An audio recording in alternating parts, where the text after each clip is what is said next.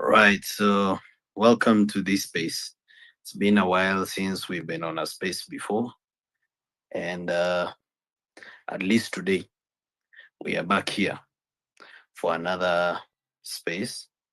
This time round, we want to talk about there's going to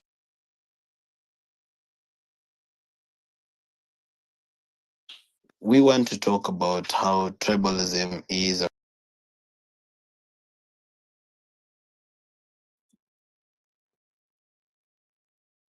So I'd like you to speak to this issue. What are your thoughts? How do you think we can counter that?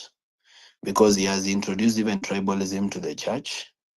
I think you saw some of his lieutenants saying that he's being targeted by the Catholic Church. He's being targeted by the Catholic Church for not being from that tribe. And you've seen what ACK Bishop spoke today, which has all the hallmarks of tribalism in it. Which begs the question, how then do we escape this tribalism, tribalism trap?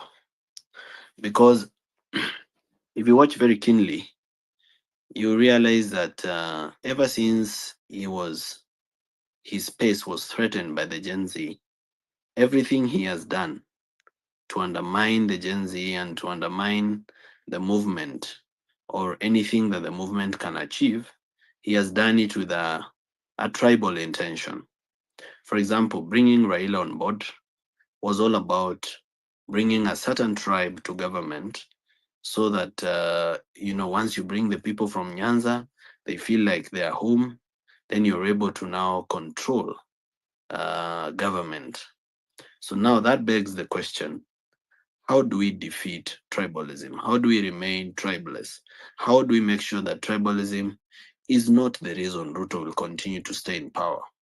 Because um, it looks to me that he is actually pushing Mount Kenya towards that direction. If you look at what has been happening, I did a 10-point plan today, which Ruto has been following as a script. You realize that there's been an intention to isolate the mountain, or rather the Kikus, and make it a 41 versus 1 kind of thing. And they've actually, sadly, they've fallen for it, because now they are in this position where they've been pushed into, being tribal. Not all of them, but now the underbelly, or rather the bulk of the people in Mount Kenya, are being pushed towards showing their tribal card or showing their support for their tribal kingpin, which essentially then draws the rest of the nation away from them. So we stop becoming Kenyans united against Ruto, but it becomes Kikuyus fighting Ruto. And Kikuyus fighting Ruto cannot win. I'm here to assure you that any scenario that is based on tribalism cannot win. It doesn't matter how many numbers they have. As long as it's about tribalism, they cannot win. So, how then do we do civic education to the mountain for them to understand that this is not about Kikuyus versus William Ruto? This is about Kenyans versus William Ruto, that their problems are our problems, that we go through the same thing, we are living in the same country. I was very sad when I saw them celebrating Uhuru and Gashagwa. These are the same people that have put them in the problem that they are in. Hii shida ambayo iko sahi, it's been caused by those two people. So which begs the question, are we willing to support, say, Gashagwa as a way of replacing Ruto? The politics of emotion, where we vote for Uhuru so that asifungwe ICC, and then we come vote for Ruto to punish Uhuru, then Gashagwa to punish Ruto. I mean, we will be doing a vicious circle of poverty fueled by tribalism. How do we emancipate ourselves from this circle? Because that's what Ruto is pushing us into. He knows that as long as he's able to make this thing tribal, then it stops being about issues. It stops being like about corruption. It stops being like about accountability, but it becomes about, a tribe. So that kama mtu ameiba na ni wa kabila yenu, hiyo ni sawa. Lakini kama ameiba na ni wa kabila nyingine, sio sawa. So now, what we should be discussing today is, how do we overcome this trap that we are being pushed into? Tutajiondoa aje kutoka kwa huo mtego ambao tunaingizwa wa ukabila? That is what we need to talk about. And we need to ask ourselves, what happened to us being tribeless? We were tribeless all along. We came up tribeless. We fought this tribeless. Is there something like Mount Kenya Gen Z, for example? Kuna kitu kama Mount Kenya Gen Z that, I'm telling the Gen Z in Mount Kenya to take votes. Is there something like that? Are we able to stick together and fight this to the end? Are we able to do civic education and, tell the people of the mountain that even though Gachagua was removed, and much as they sympathize with the Gachagua being removed, there is no loss they've suffered. This is a person who's making his own money, doing his own deals. There was no benefit or loss that they suffered, because he was bringing no benefit at all to the people of the mountain, and therefore his loss is not a loss to the people of the mountain. They should not see it that this is a person from their tribe that has been removed. And even though they are in pain, they cannot remove the current government by retreating to being, people of the mountain versus Ruto, because then Ruto will be able to consolidate the rest of the people against the mountain. And it becomes the same tribal joke that we usually do. Now, one of the things that has made people stop voting in Kenya is when people go to the ballot and they have to choose between devil one or devil two, or they have to choose between Joker A and Joker B. How do we get people to have options? Is there a shortage of leaders in our society of integrity who can rise and be, and take leadership in our communities? What can we do to help those leaders in our communities who we see as leaders of integrity? How can we bring them out as a replacement to the corrupt people so that we don't have to keep celebrating the corrupt people, but we start seeing, you know, other leaders who can also take that place? So this is what we need to discuss. And the subject about tribalism is a very emotional subject, but it is a conversation that we must start having. We must start asking ourselves, how much is this thing of the mountain hurting the movement towards change? How is it bringing division? And what can we do about it? And why does Ruto want it that way? So that you have the mountain.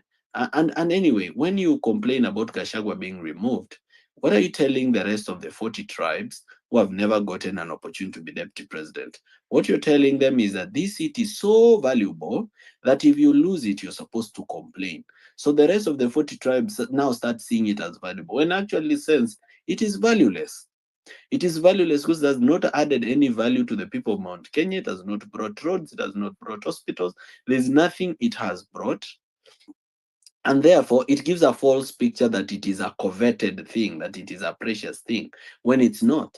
What is precious is good governance. You are to get a deputy president or a president who is a person of integrity, that is accountable, then that will be something to covet about. As Kenyans, we need to start ourselves asking ourselves the question, are we ready for change? Do we know what it takes to have that change? Are we mentally prepared for that change?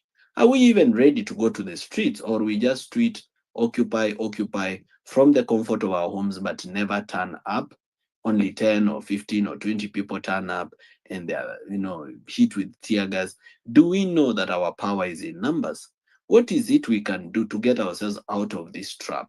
And how can we help in doing every Kenyan doing an effort, because this cannot be Morara alone or Okia alone or Mother Karua alone or Boni Mwangi alone. This is something that every Kenyan needs to take an initiative and do the little that they can do to change the Kenya that they want. So are we ready for that change? And even if, let's say, for example, people of the mountain want a leader from the mountain to occupy the presidency, are they ready to look above the corrupt leaders in their region and instead identify leaders of integrity from within their region and say, here is our son, a person who is educated, who has a vision, who has a mission, and who is willing to be. Yeah, are they willing to, give a chance to leaders of integrity and not cheer and clap for mediocrity or for thieves like Uhuru and Gashagwa? People messed up our country, stole our resources, more so Uhuru. He made a mess of our economy. Our businesses died, agriculture died, everything. Even the mess Ruto is now, they started it with Uhuru. It didn't start with Ruto. Things have been bad enough since that time. Are we forgetting that what Uhuru did to our country? And if there are people, say, in the mountain who have forgiven Uhuru for what he stole, if you've already forgiven him, this money that was stolen was not the money of the people of Mount Kenya alone. It was the money of all Kenyans. What should the rest of us Kenyans who are still in pain, who are still lacking opportunities from the money that was looted under Uhuru, what should we say? Should we also forgive him? Yet, it's not tribal for us. So how do we kick out this tribal animal from within our communities so that it stops undermining the movement towards accountability and towards change? That is what I'd like us to talk about today. Of course, I'm looking for a co-host. I've not found one, but I'm going to find one shortly. So I'm going to accept some requests. When you come up, please speak briefly, but speak very respectfully. Do not condescend anyone. Do not abuse anyone, but speak factually. Even if the facts are painful, just inject. But as long as it's factual, no problem. We have no issue at all. So we begin. This is Fabish. Let me start accepting requests.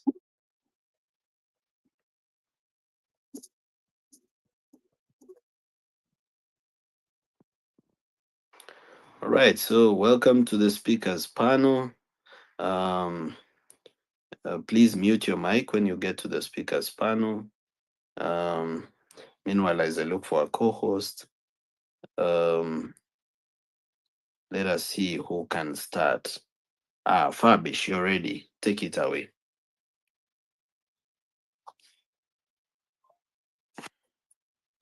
Thank you so much, Morara, for giving us this opportunity. And first, I want to salute you. And the trajectory that you are taking now, I can see now that you are now really energized, and you are now inspiring a lot of hope. I was one of the few people ambao kidogo nilikuwa lose hope na wewe, but I always believe in unity. But of late nimekuwa nikiona kwamba now hata wewe pia sasa umeona kwamba we have to come out very strongly, and that is the only way. This issue of tribal game plan, it is something that these politicians, they have learned to use it for very long time, and it has been working for them. Hii mambo ya mlima, mambo ya Central, it is actually the making of William Ruto. And that is why you see, by removing this one and replacing with this one, so that people, they can be divided, and so that narrative can be there kwamba hawa wanasema umeutuondolea mtu wetu, umetufanya nini. And I've been speaking hata katika space ingine ambao nilikuwa pale nikasema, lazima Wakenya tuanze kujifundisha kwamba kila ambao tunasikia tunaambiwa tusikue wepesi tu wa kukubali hiyo. Let's go beyond that. Let's think deeper, because these people, they play like a script, they do like a theater. Then they will come with a plot, and now we always fall into that plot. What we need to do is, Morara, kwanza, one thing that I've been saying is what this country needs to change is through revolution. Nothing else. Nothing more, nothing less, Morara. Hii kitu ya kusema kwamba tutangojea 2027. These people, they have already realigned themselves. They are the same people. They already know how to manipulate this system. And this system is not easy to remove. The only way to remove is by going to revolution. Then we start from the scratch. We go to the foundation of this country. Tuende tena katika the foundation stone. Alafu sasa tuanze structures upya. Tuongee kuhusu mambo ya concessions zile ambazo hata tulifanya with the colonial masters, and any other agreements ambao tumekuwa tukifanya. We start afresh. It is difficult thing to do, Morara.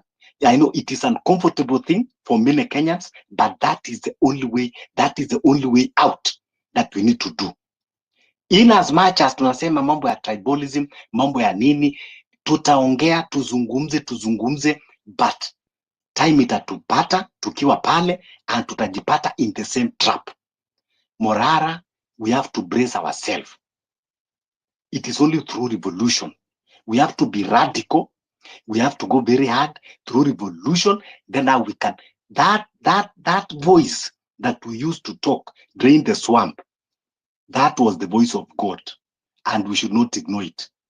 We should continue with the same spirit of draining the swamp. So what we need now to be talking, Morara, you have done a very good job katika civic education and whatever you are highlighting. But I think now, this is the time to come now and say, okay, let us now evaluate, monitor. Umezunguka, umefanya hii, sasa tuangalie sasa, what do we need to do? Now we need to work on the solutions. Kama ni revolution, we need now to strategize, tupange. Yes, hii revolution inawezekana vizuri sana. What we just need is to know kwamba, okay, revolution tunaondoa, and this is the alternative that we are going to provide. What we should be talking now is alternative. We need to have a whole system of alternative. Then tukishakuwa hivyo, pap, revolution.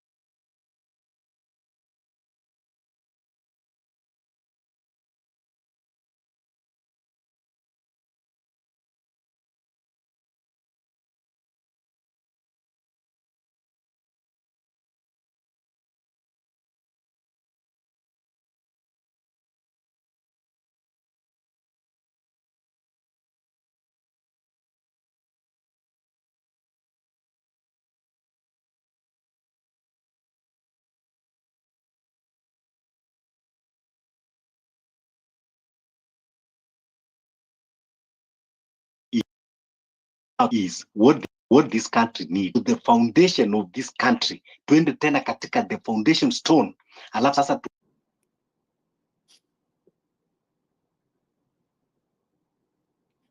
Sorry, I seem to have lost him again. Dr. Darwin, are you here?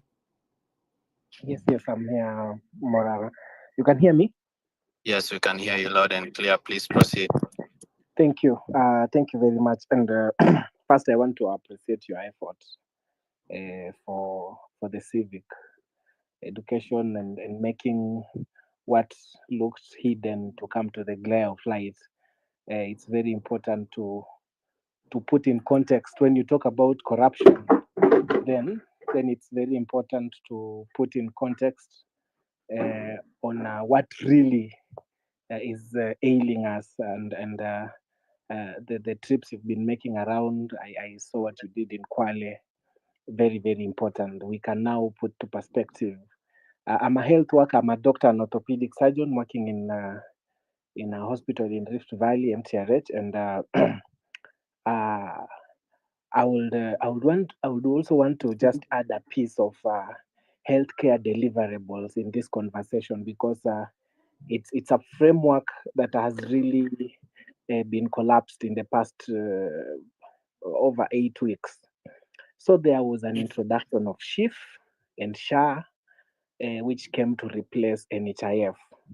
And it has been the most traumatic and sorrowful time for the patients I've ever seen. In fact, we began by unannounced deaths. People would come to hospital and it will be like NHIF is now in transition. You have to pay money, and we say Listeners, those are we people. there? I've been Yes, hanging on yes, the we can line. hear him. No, we can. Yeah. It's Dr. Morara, Darwin is speaking. You can wait. You can wait, Dr. George. Dr. Darwin is speaking. Yeah. good Thank you listeners. very much. Brian Soro, Morara. So I've muted Dr. George's mic. Just proceed.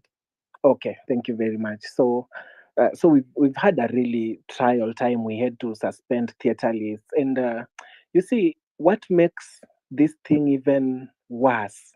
We cannot have politicians campaigning for SHIF as if it's a political party. We are not having healthcare workers giving it a thumbs up. The people who are supposed to glorify the new health system are not talking about it. We only see it in podiums of politicians, and it means that there is everything wrong about it. It is gaining a taste of the BBI and it's gaining a taste of the Huduma number, forcing a healthcare system that is first very oppressive. They say that this healthcare system is for Kenyans, for indigents. But let me tell you, if we have lost indigents already because of this healthcare system, then it means it is already from the time the word go. The processes that people are undertaking in order to receive it, the terms of receiving, let alone look at the transition. The private hospitals, they are being owed billions of money by NHIF. The transition is happening. We are at a verge of right now. We are at a verge of really losing it. So we've had a serious trouble in the healthcare spaces when it comes to delivering healthcare system to our people. And allow me to say this as I even wind up. The politics of tribalism that this country has dwelt on, and the politics of marketplace. That means whichever politician is there for sale, they are easily buyable. It has denied us the right to get the good people who can oppose this thing from the podium. Now we are having people clapping for a healthcare system that is superseding, is giving an oversight of death. If you have a relative, if you have a mother, father who's at home, we know our old populations are suffering from these diseases of hypertension, diabetes. Some of them are arthritis. They have arthritis. We are seeing a lot of people getting into kidney disease and and we're having people also coming to hospital to get chemo and radiotherapy. If these systems are disturbed, then there is nothing more other than to just to just collapse this system. So we have to first. I want to join in the other voices that we have to resist this government. We like Moi University. Just take a case example of Moi University. The same Mandago who came and told Airo to go away in a tribal tone is the same guy who has been called back to chair ati ameundwa yeye sasa ndo mwenyekiti wa chama yenye inafaa isaidie university iende mbele.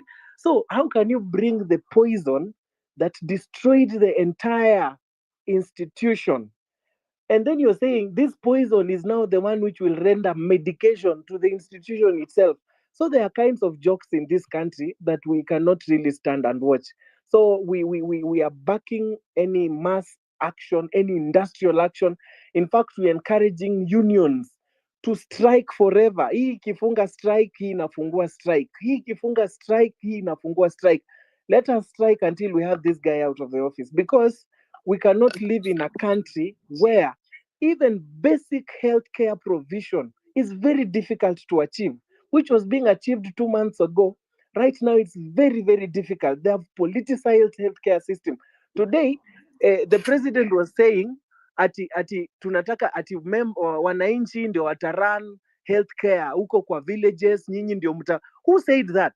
How can a mwananchi who does not know about healthcare, health service management, run a hospital? So why are you taking professionals' work, and just because you're not, either you are misinformed or you're not receiving right advice, you're in a podium in a church unasema ati wananchi mtachukua nyinyi ndio mtaorganize venye afya itapeanwa, yet the intern doctors are not being paid. Nurses in many counties are on strike. What is this man saying? You see, we are just in a terrible state. Thank you very much.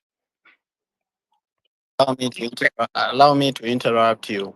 So, Dr. Darwin, unfortunately, you've left without addressing the topic of the day, which is tribalism and how it is undermining the movement towards change and towards accountability, and what we can do about it. So, we actually just wanted your voice also. What you can be done Thank you. into, yes, please. Thank you very much for that, Morara. Now, tribalism has eaten to the core uh, of even healthcare.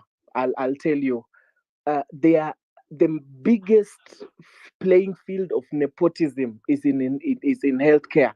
We have seen people employing people of their tribes, and there is where the sickness is. There is where the big story lies. We are not receiving people based on competence and expertise. We are receiving workers based on technical know-hows. We are receiving workers on political affiliation.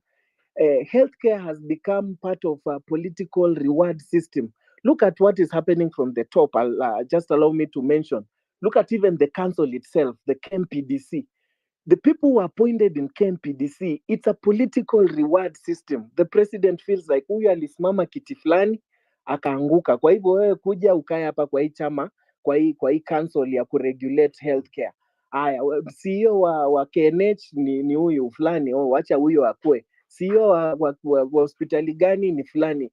Now, when this healthcare system, which are supposed to be run independently, there are three areas which are supposed to be so much away from politics. That is the security sector, the education sector, and the health sector. Now, tribalism, my brother Morara, has killed us in healthcare sector. What we are seeing right now, even in healthcare, is because of technical know-how and reward system. When Naumicha, who came and performed pathetically, who was brought in by the speaker was removed after the Gen Z movement, they brought another one who's just as loose as Nahumicha. Now, how will we better healthcare service when we are receiving incompetence, inheriting incompetence? So tribalism, and you can really see when you watch news and you're seeing the healthcare people speaking, all those are just cronies of State House. They are cronies of the government. And we need to get out of that. Why can't we receive people leading healthcare system out of meritocracy and out of capacity? They have built their capacity to lead a nation. We have people in this country who can make a better healthcare system, but because of tribalism and because of nepotism, now we have sunk so low mpaka tunaanza kuchukuliwa mtu mwenye hata hajawahi register for 10 years. He has been serving as a doctor without registration. The day they are appointed is the day they run to register with the council. So it's just incompetence because All it's a right. reward system to the politicians. All Thank you right. very much. All right. Thank you so much, Dr. George Wanjobi. Let me, just before you take it away, let me remind our listeners from wherever they are that today we are discussing about tribalism and how tribalism has affected our movement for change, and how Ruto is actually using it as a weapon. We are discussing how to overcome that hurdle of tribalism, and we've made an example of how he undermined the Gen Z by bringing tribal kingpins into the cabinet, and how he is isolating the Mount Kenya region into a fight between 41 versus them by provoking them to retreat to their tribe, and also, start thinking more about themselves rather than standing together as Kenyans, and how he's actually using it as a tool, and how he's actually dividing up that mountain to Mount Kenya East and Mount Kenya West, and how actually the rest of the nation, beginning with the Machakos, Wavinyandeti, Western Sirisia, how Kenyans celebrate corrupt people and even give them positions, governor, women rep, MP. How do we overcome these hurdles? How do we remain tribeless? Because if the elections in Kenya or the revolution is tribalized, so that now the Gen Z revolution looks like an uprising of Kikuyus against Truto, then we lose it, because it doesn't become a movement for Kenyans anymore. And it actually makes other people who are from other tribes feel the need to come and defend this president who has done so much evil. So how do we overcome that? Because we are being put into that trap where if there is an uprising, it now looks like it's a Kikuyu thing versus William Ruto, rather than a Kenyans demanding for accountability. How do we escape that trap? How do we do better regarding that particular issue, so that we are not entrapped in a sense where even the people from Rift Valley who had already started seeing the evils of this leadership and seeing the failures of this leadership, they don't begin sympathizing with William Ruto and saying kijana yetu anapigwa. How do we get over this, tribal nonsense, and just build a better nation for everyone, regardless of their tribe? How do we overcome it? Yet we are being pushed there. So that is what we are talking about today. Dr.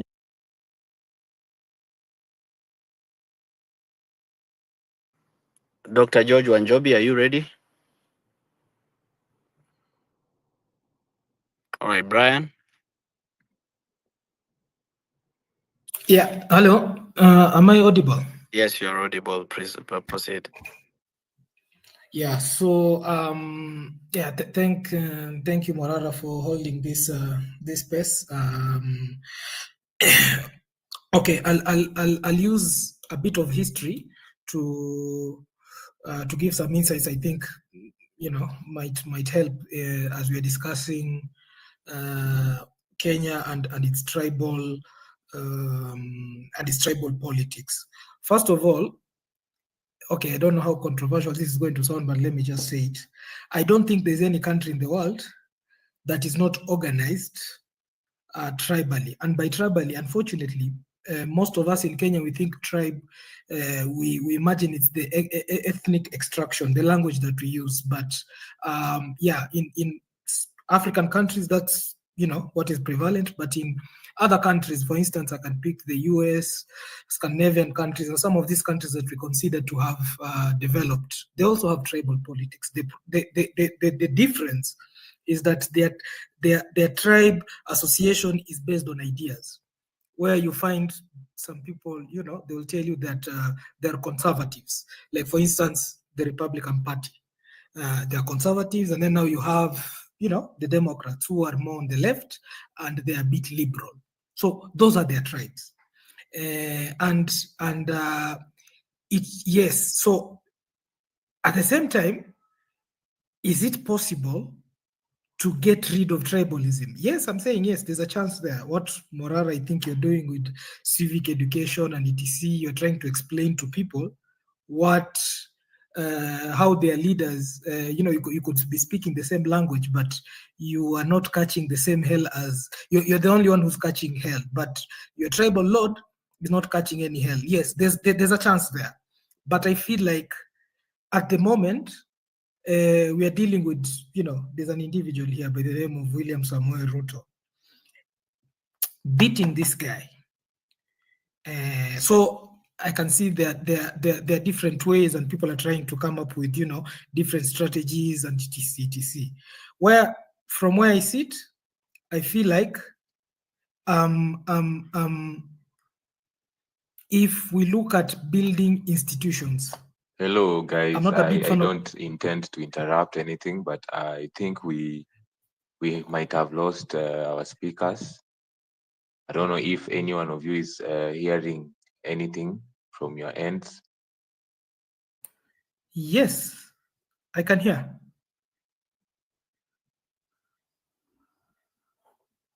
Morara. Yes, I'm still here. Just proceed. Yeah, so I'm not so sure why. Okay. You know, thank you so much, Morara, for giving me this opportunity. And I'm I'm not very finished happy that submitting. we are in this together and we are having this conversation. First of all, you know, they say that most of the time in this Kenyan country, like, the average voter is always a very naive person. And in most cases, you'll get these naive people are our parents, are our guardians, are people that we who, like, have the knowledge on the kind of card this person is playing. We are able to talk to them and let them know this is what is happening. You see, I'm also shocked that people can just forget that, for example, DP Rigathi Gachagua was with Ruto, and he actually was really happy at the time when the finance bill was brought to us. He never said a thing, but now I'm shocked that people from the mountain are very happy and cheering him on. And I've forgotten that this is the same person who was in this regime. But now, how do we go around this whole issue? I mean, if you have parents, you know, like, Morara is really trying to educate people through civic education, but it can start as small as us who have parents that we can educate, even in the small capacity you have, even with the people that you meet around the kijijis, those friends of yours you meet around the shop. Just have an engagement with them and let them know this is what we have and this is what is on the table. This is what the president is doing. This person who is also talking is not like the person who's gonna save us, because he's part of the rotten regime. If we take the personal responsibility to make sure that we educate those people who are around us, I am very sure that we would get to so many of them and give them our pieces of mind, kwa sababu tukiendelea tu kunyamaza, tukiendelea tu kungoja, and I don't know, na feel vibaya sana kuona the president anakani kama mtu mwenye anaogopwa sana. Yani these people, yani sijui mbona watu wanamrivia hivyo, ni kama we cannot do anything about it, and it is hurting to see most of our young people wenye waliuliwa juu we decided to stand up for our own rights, you know.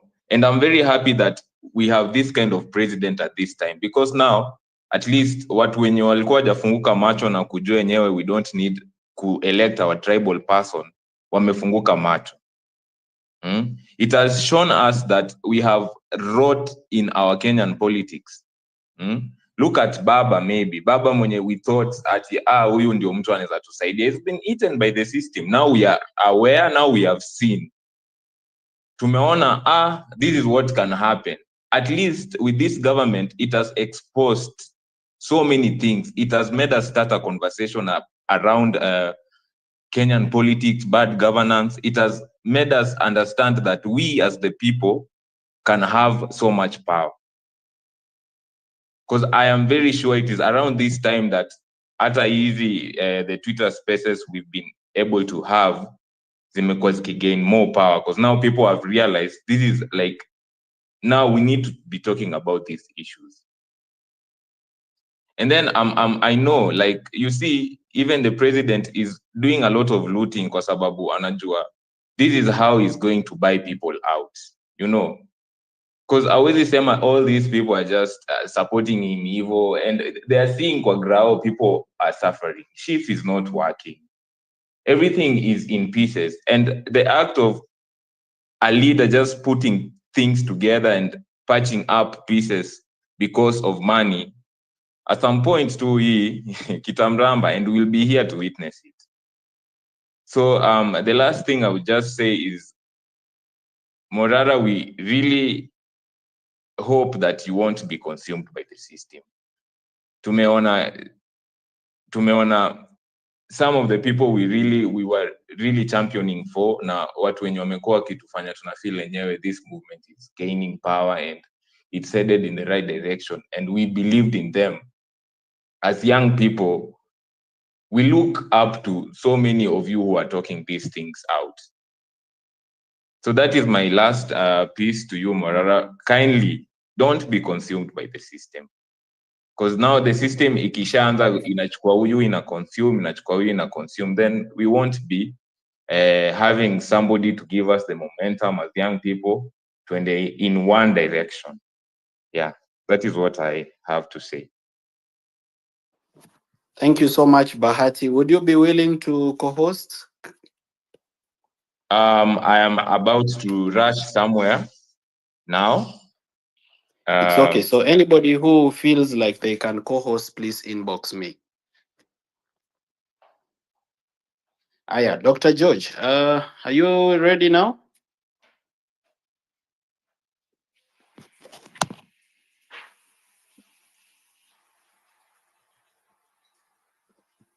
All right, Dr. George is not ready. Zipporah?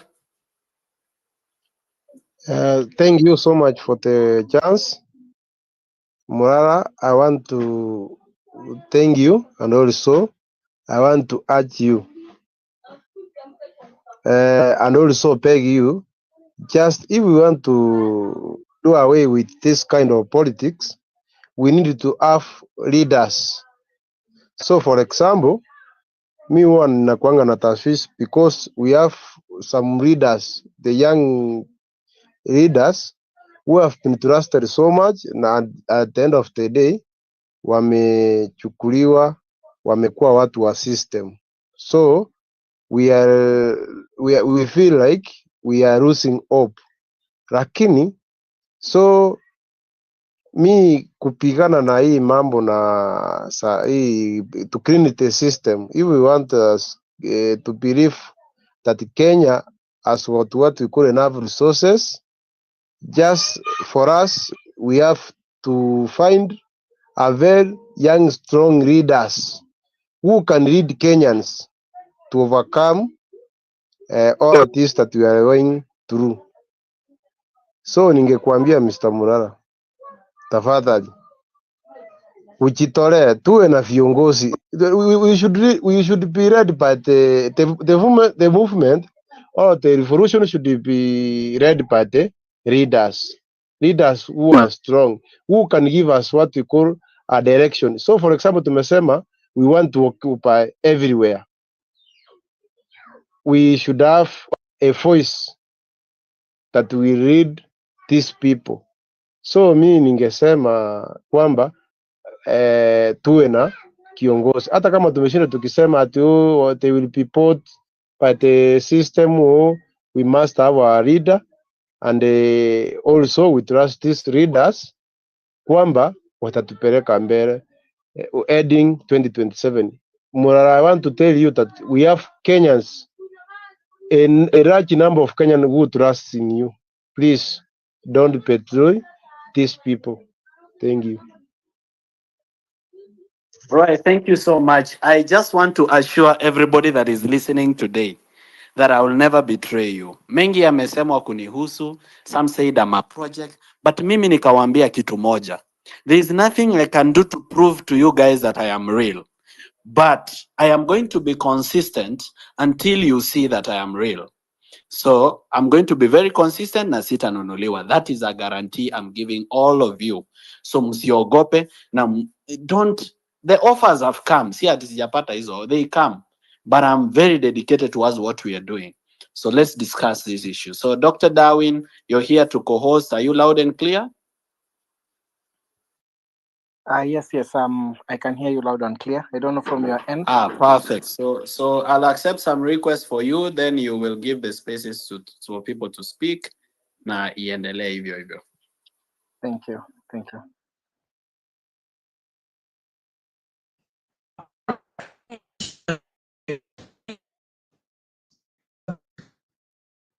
Yes, you can finish, Brian. I'm sorry that I dropped you before you finished. Don't take it personally. You can proceed.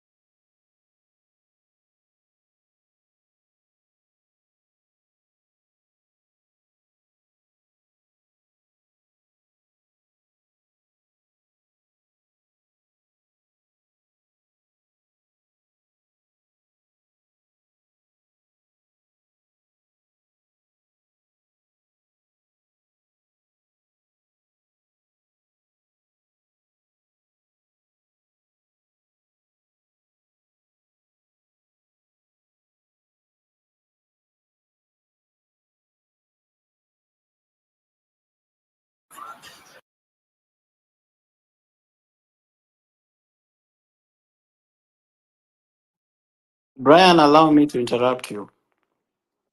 Allow me to interrupt you and ask this. Are you also recognizing that institutions are built by people? That sometimes the strength of an institution is also determined by the strength of the individuals that lead that institution. I'll give you a few examples. I would never have known that there's the Kenya Film and Classification Board if it wasn't that Ezekiel Mutua was there. The Supreme Court, did really well under Maraga as the Chief Justice, and he brought a lot of confidence to that institution. Are you also, looking at it in the sense of the individuals that lead the institutions? Can we really ignore the power of individuals?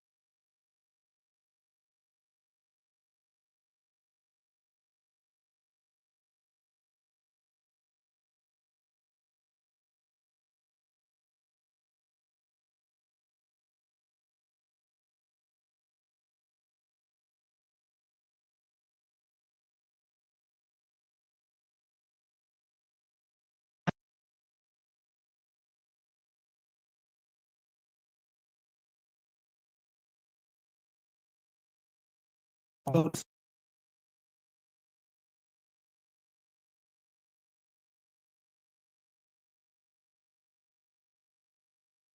and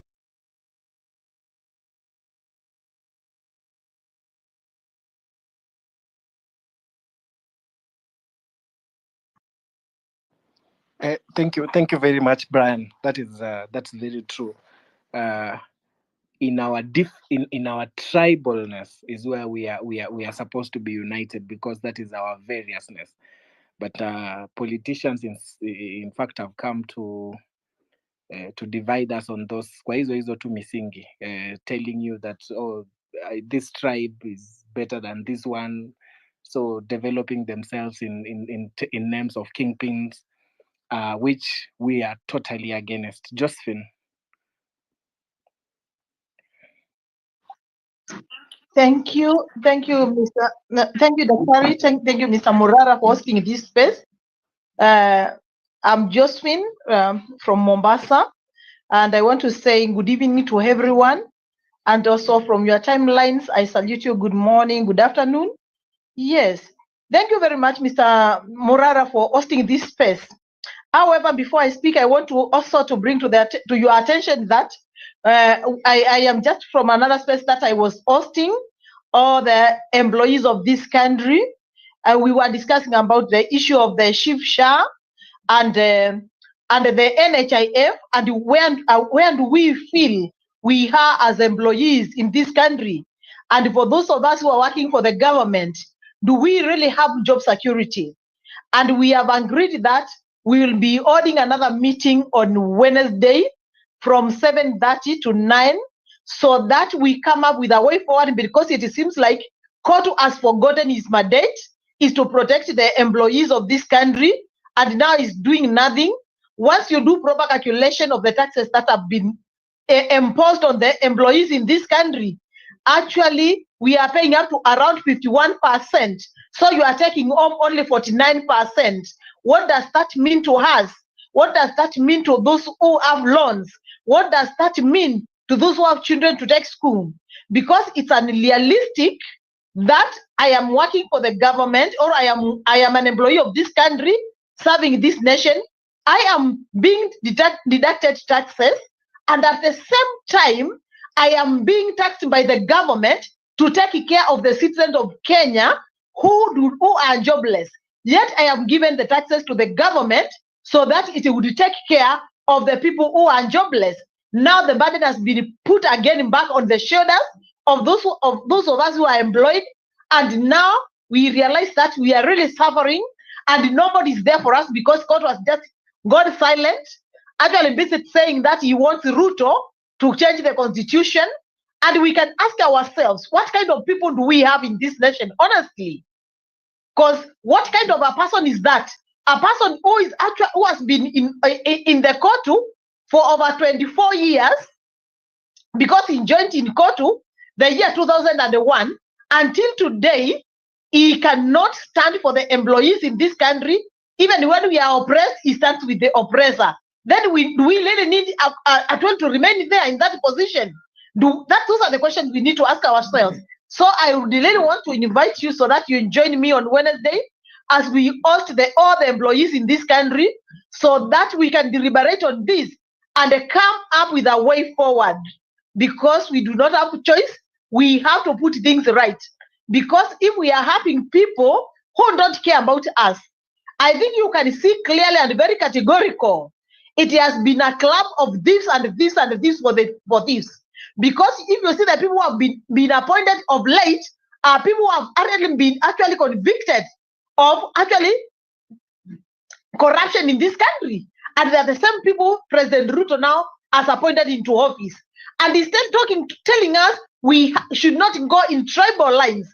Yet he is the kingpin of the tribe. He is the greatest tribalist in this country. And if you look at the counties, in the county levels right now, everybody is employing somebody, provided even not now, they have reduced from even the tribes to the clans. Reason being, somebody anataka mtu wake mwenye anaishi ako karibu na yeye, hata kama that person is unqualified. So we are calling upon all of us because Morara, you've done a lot, even in that other space. People were speaking about what you just unveiled in Kwale, whereby you went to the hospital, there is no MRI, and the patients are there and are supposed to be attended.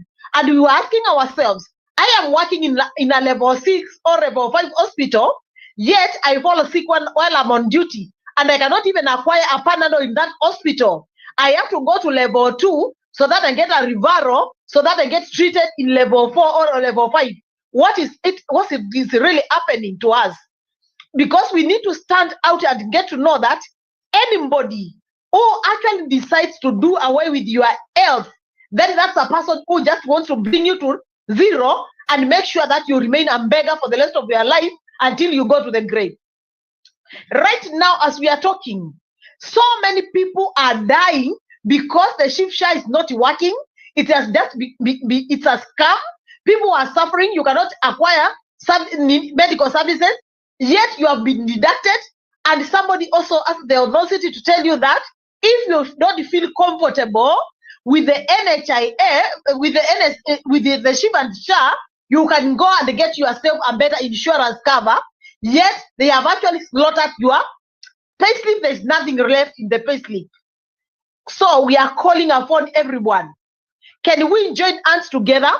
Remember, if a nation doesn't have a good health system, we cannot develop as a country.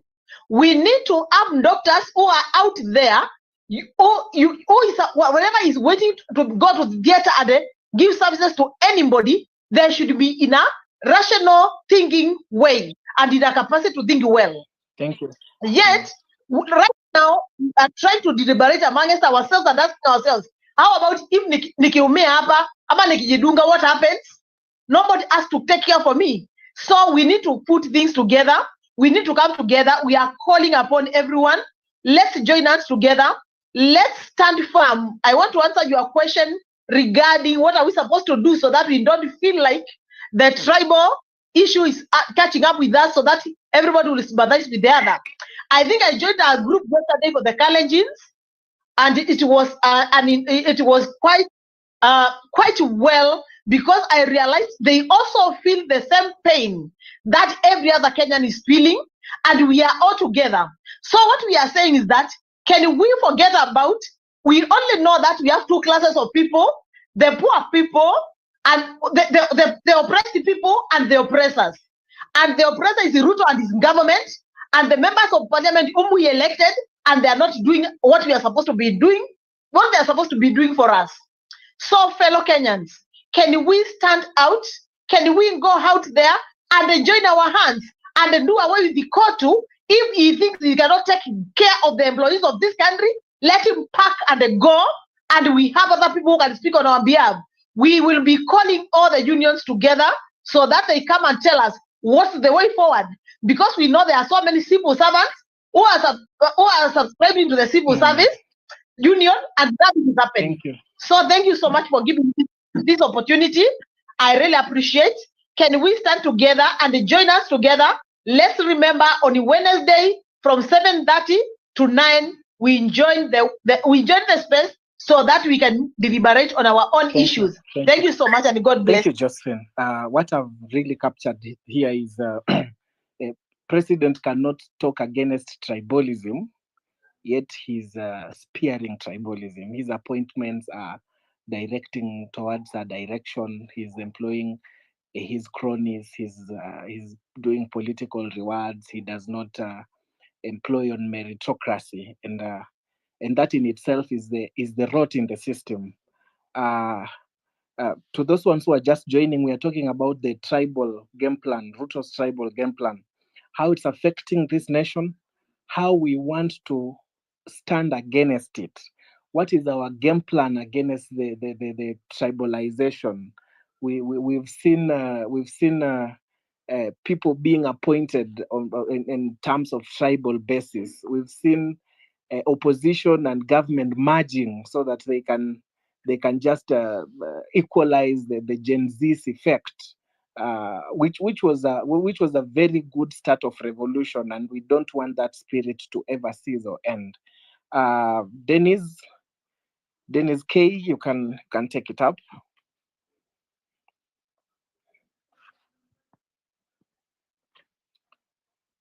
Dennis can unmute. Okay.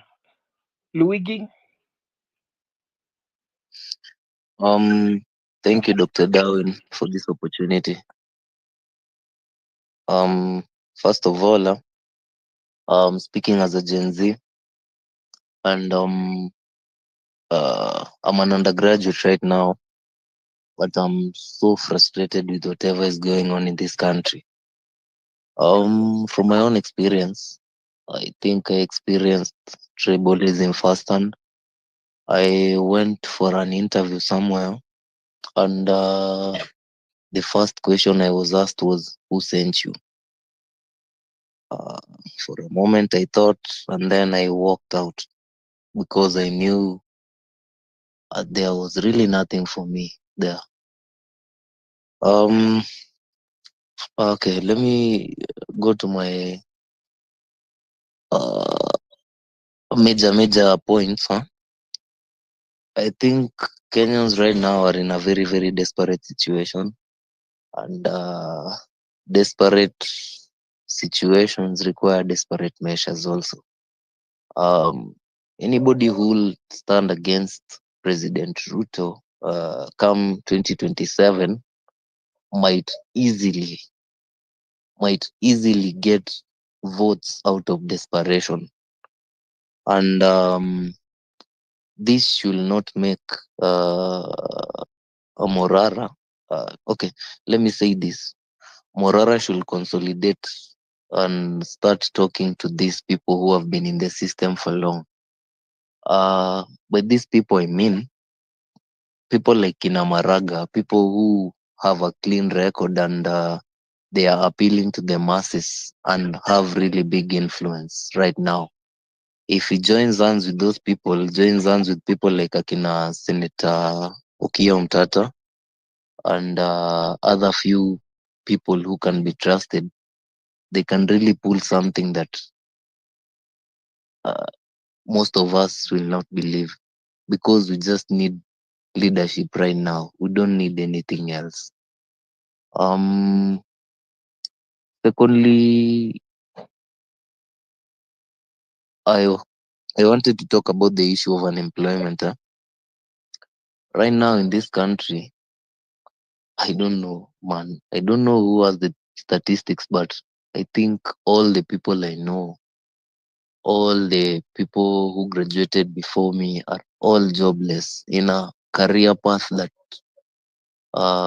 doesn't have so many people, a career path that is a bit prestigious. Talking about aviation, and all of them are jobless.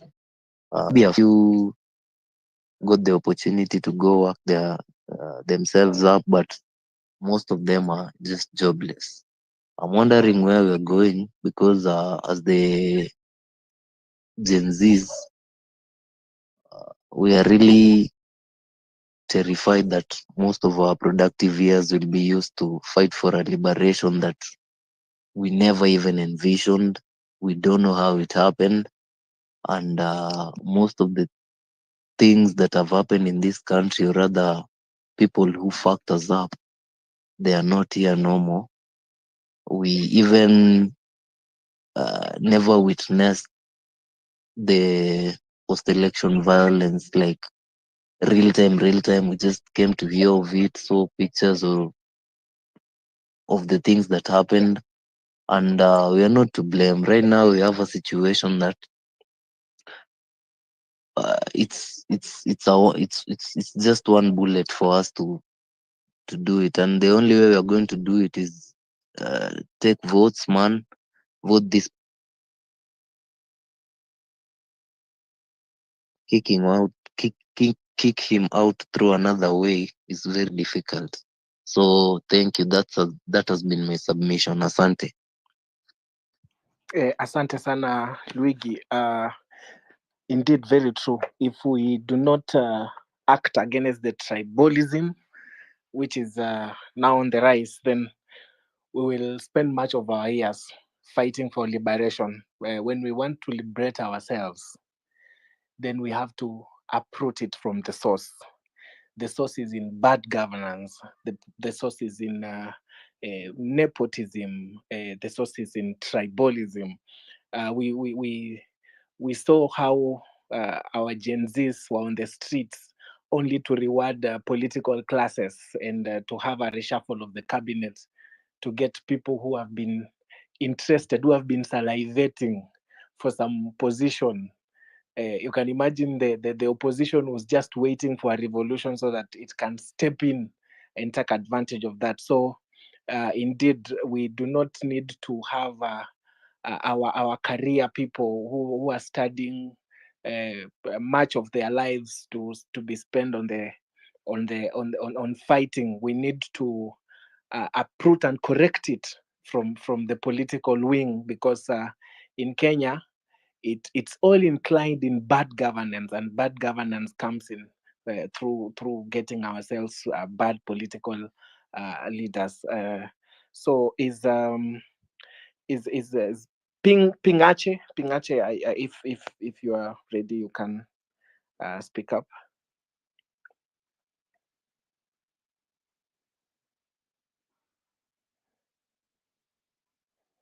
Pingache? Okay, Zipporah?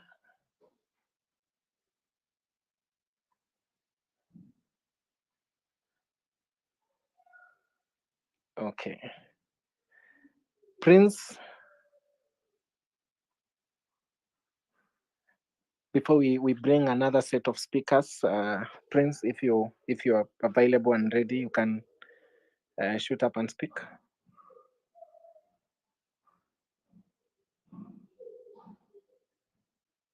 Anyone who has a mic on and you can be able to speak. I would like to make a final submission, if I can. Okay, those of you who think going the election route as I do, I think it's important that we realize that the Gen Zs or that demographic between 18 years old and 24 years old, they were supposed to, the IEBC was anticipating 8 million, Gen Zs, quote unquote, to register. However, I think it was less than 1 point, if I'm not wrong, 1.4, 1.5. Those are the only ones who registered. I see every time people are angry, and sometimes I feel like, yes, there are two routes here. There are people who want to go and overthrow, and there are people who want to go and elect. Me, I'm of election, and I'm not saying preventing the people who want to go and do a revolution, but those of us who think that election is the route, being angry is okay. It motivates, and I've seen Morara trying to explain how the intention of Vampire Diaries. However, the IBC does not count how angry, or I don't think they have a measure of determining how angry you are. They can only, I think they only count votes. So if we can have a way of getting people register, and I understand right now the IBC is not functional.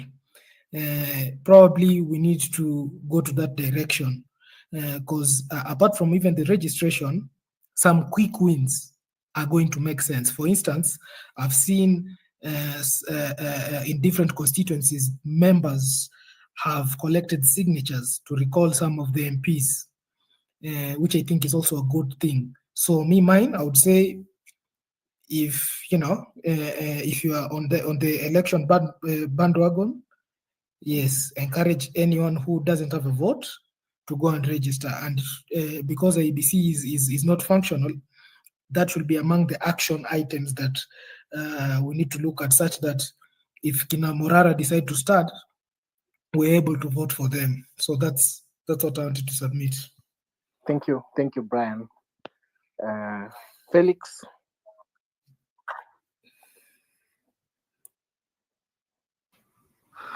Mkoaje wazee? Tuko sawa kabisa. So mimi ni Felix from Kisumu West. So the first thing yenye mimi nataka niseme ni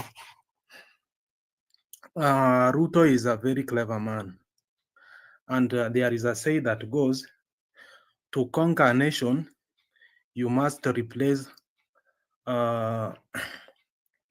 science with religion. So Ruto has managed to replace science with religion to an extent that he has successfully conquered Kenya. So kitu moja mimi nataka niambie wa Kenya ni, one, God does not elect these crooks. Tusidanganywe eti ni Mungu ndio uelect hao viongozi. Hapana. Sisi wenyewe tulisimama asubuhi tukaenda kupiga kura kwa hao viongozi, na ni sisi bado ndio tunaweza watoa kwa hizi viti. What I would like to tell my fellow Gen Zs, please tukuwe na courage. Siku yenye kina Morara watasimama waende tuende tuwapigie kura, tafadhali tuamkeni asubuhi na tuende tuwavotie.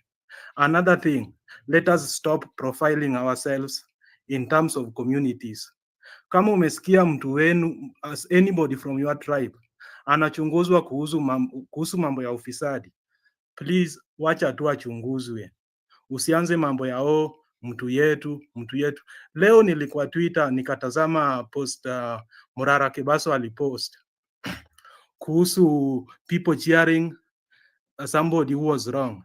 Watu wakaanza tena kumwattack. Na ni ukweli, Uhuru alikuwa mbaya, Gachagua mwenyewe alikuwa mbaya. Sasa mbona tena watu waanze, what has metamorphosed within a night that Gachagua is now a good man? Tukue tu watu wazuri, tuelewane. What I want us to do, let us develop a central nervous system to feel each other's pain. Without that, hatuwezani na hii maneno. Asanteni. Asante Felix.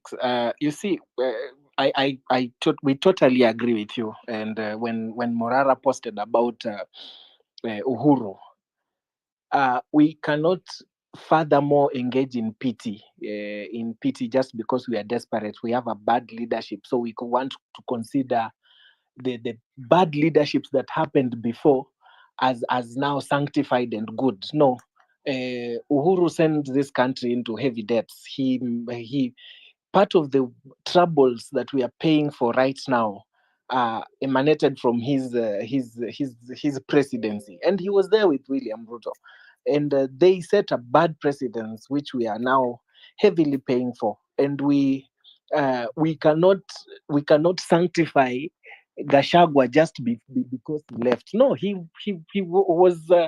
was not a saint either. None of these guys are saints. They came in through the same ticket. They operated in the same mantra. Falling out between Ruto and Gachagua does not sanctify Gachagua to be a good person right now. No, it's only that his punishment has come earlier, and Ruto's punishment will come sooner or later. It will also come. So we should just wait and let all these people face their music when their time comes, and we really pray that their time comes even sooner. And I agree with you. We don't entertain tribal chiefs. We do not entertain tribalness. We want the tribe that we have flowing in our blood is a tribe called Kenyans. We may be stemming from different origins, but we are united by the patriotism of a country called Kenya. And if a politician will arise themselves and divide us on the basis of ukabila, tutasema hapana, tutakataa. Buki, you can take the microphone.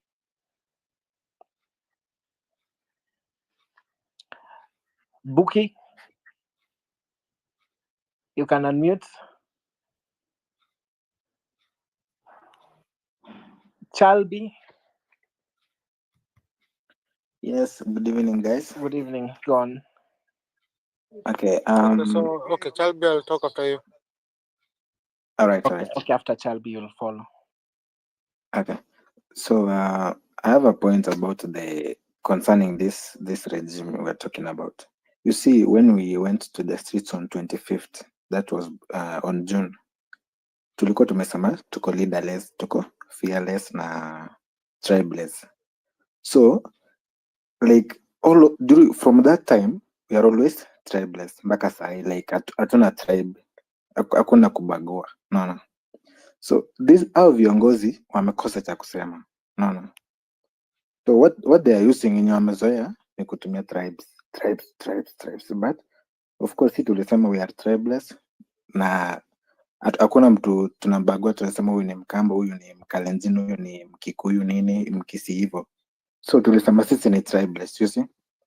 But unaona viongozi wamekosa cha kusema. Hapa kwa X tumetengeneza Kibet Bull ndo ametengeneza silhouettes za nini za kunini gava, like kutuonyesha what, like ni kama like they are reading what is happening actually. So wakijaribu try to kusema something, community note ndo hiyo ina get back to them, ina verify kama ni ukweli ama ni uongo, you see. Like gava wamekosa tu cha kusema, so wanatumia that word tribe, like wamekosa anything else. All they have to say is what they are used to, which is tribe. So my point is, sisi Gen Z tulisema we are tribeless, Gen Z na millennials, you see. But sasa our parents, like this hizo ma generations zingine azijui, like wamezoea, no, our parents. So those are the people that we are supposed to talk to them. Yeah, that's my submission. Thank you very much, Shalby. Maybe let me ask, what would be your contribution towards the effects of tribalism in terms of before and right now? Would there be more aggression towards us wanting to go to the streets and fight? I know there are many demonstrations which are in plan. What is your contribution? Is it angering the Gen Zs enough that we are inclining towards a very tribal way? Maybe your contribution towards the same. Okay, as I've said earlier, sisi Gen Z tulikuwa tumesema we are tribeless, you see. So nobody, hakuna mtu anasema mimi ni Mkikuyu. Sisi wote tuko hapa kwa space, hakuna mtu anasema mimi ni Mkisi nini hivyo, si ndio? So like tukienda street, like hiyo revolution yenye inakaa, hakuna mtu anasema I'm from this tribe and this tribe. Mission ni moja, Ruto must go, like regime mzima. No. Yeah, thank you very much. Supposed to follow is Prince. You can unmute and give your comments.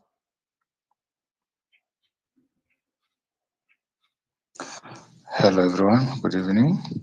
Good evening. Okay, Doctor, thank you for the opportunity, but niko kwa barabara bado, niko like 10 minutes away nifike home, so unaweza pata the next speaker alafu nikifika nitake tafadhali. Okay, thank you very much. We'll get back to you. Maxwell?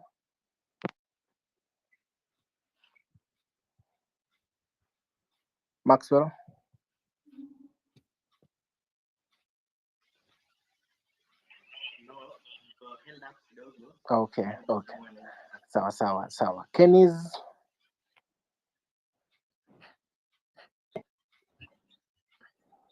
Yes, Dr. Darwin, can you hear me? Yes, we can hear you loud and clear. Go on. Okay, thank you so much.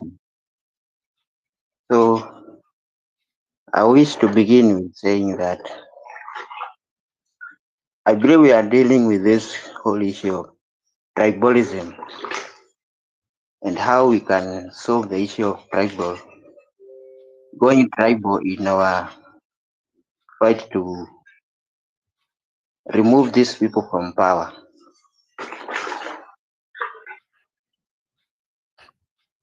Yes, can you hear me? Yes, yes, go on. Kindly, if I give you speaker, drop put on mute. We can hear you. You can continue, Kenny. Okay, thank you, sir. I wish to state the following. First of all, let me begin by saying that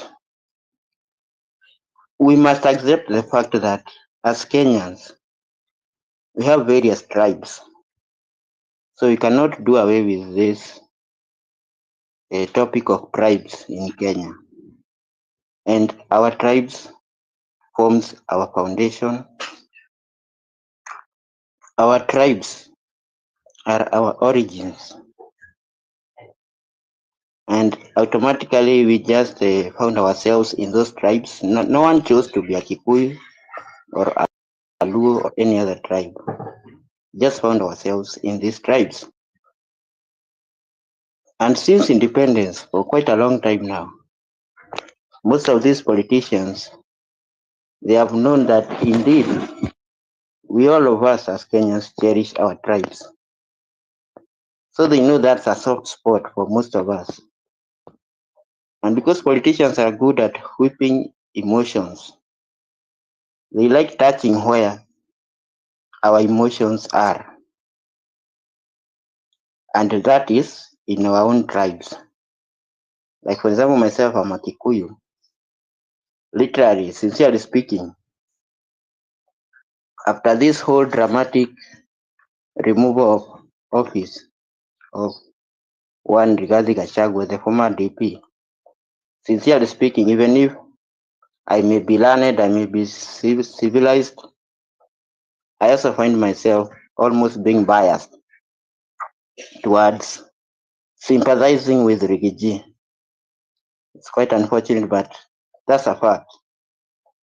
So to thus far, I think it would be better if we can try having something, a different strategy. We start thinking of development.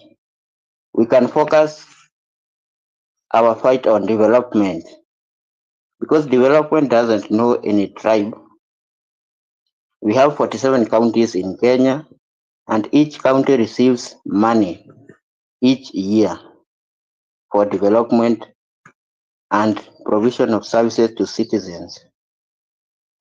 If, for example, we can be proactive in the sense that, for example, right now we are in the financial year 2024-25, and just to inform you that counties have not received even a single penny of their monies for this current financial year. Reason being, we don't have a DORA, nor do we have a KARA. Yet, counties had formed their budgets and nothing is going on there. Everything has ground to a halt. And now we are here discussing tribal politics about our tribes. And because this is where our emotions are, basically. But what we need to do, we just need to have a change of strategy. We focus on development. We focus on service delivery. Let's hold our leaders to account in terms of service delivery. What service have they delivered to us so far? I really support Morara Kebaso's work and the Vampire Diaries he has been providing us in all the countries he has been to. But I feel, I beg to differ in, of course, opinion with him, slightly different, in that I feel what Morara is currently doing is what Auditor General does, literally. You're just going to the ground, exposing those stalled projects where money was stolen long ago. They are just mere skeletons, which don't have anything new, any money tuna expose zile miradi ambazo pesa ilishaporwa kitambo. Yeah? Yet we can be proactive because we cannot literally, we just can't change the past. But the future, the current, the present, and the future, we have control over. So why don't we be proactive? For example, we begin with this current financial year, 2024-25. Because me, what I know, or what's a fact basically, is that most of these developed countries, talk of US, United Kingdom, France, Germany, all those countries, what is common with them is their citizens are super proactive. They are super sensitive and super knowledgeable. They hold their leaders to account directly in relation to service delivery and development. Yes, am I audible? Yes, yes, yes. You can wind up. Yeah. Okay. Okay, as I wind up. So what I'm trying to say in short, we need, if possible, this is just my humble suggestion, that we can have a change of strategy whereby we now, because now the leaders are good at focusing on tribes. When we focus on tribes every now and then, we can never move forward. But when we focus, for example, on development, we have a budget each and every financial year. We say, for example, this current budget, for example, my home county, Morara, they had set out to build, say, for example, a bridge, a footbridge, or some few classrooms, ECD classrooms. Have they done so? Yes or no? We can follow up. There is a quarterly report released by the Controller of Budget, report on implementation of budget. We can be proactive using such kind of government document. There's also the report of, I think, the monthly statement released by the National Treasury, the statement of actual revenues and net exchequer issues. That is what really speaks the truth about how government is spending our money. And with that, we can be focused on it, and we cannot be swayed by this whole issue of whipping emotions, talking tribal politics, at don't cheer Uhuru, don't cheer Rigiji. Uhuru, we know, yes, Uhuru is a thief. Uhuru stole a lot of money, even with his deputy Ruto, the former deputy. Even Rigiji is not a saint. That we know, but when we bring this whole issue down to politics, the politics of tribe, it is really becomes very easy to whip emotions, because we all belong to a particular tribe. So and that's a fact, and we cannot change that. It all goes back to our origins anyway, and our ancestry. So if we focus on development, we can really avoid or do away with that whole issue of going back to tribes. I think Thank my you. humble submission will be Just that. excuse me, Kenis. I'd like to ask you a question. Yes. I was just listening. I've been listening to many speakers. Yes. I've not commented, but on yours, I want to comment. Huh? Yes. When you say that, we should not focus on recovery Yes. of corrupt proceeds, then are we saying that you can still, as long as you are able to leave office safely, then you will not be asked to return whatever you've stolen? You can grab 10,000 acres of land. You can steal 100 billion from Ministry of Wealth.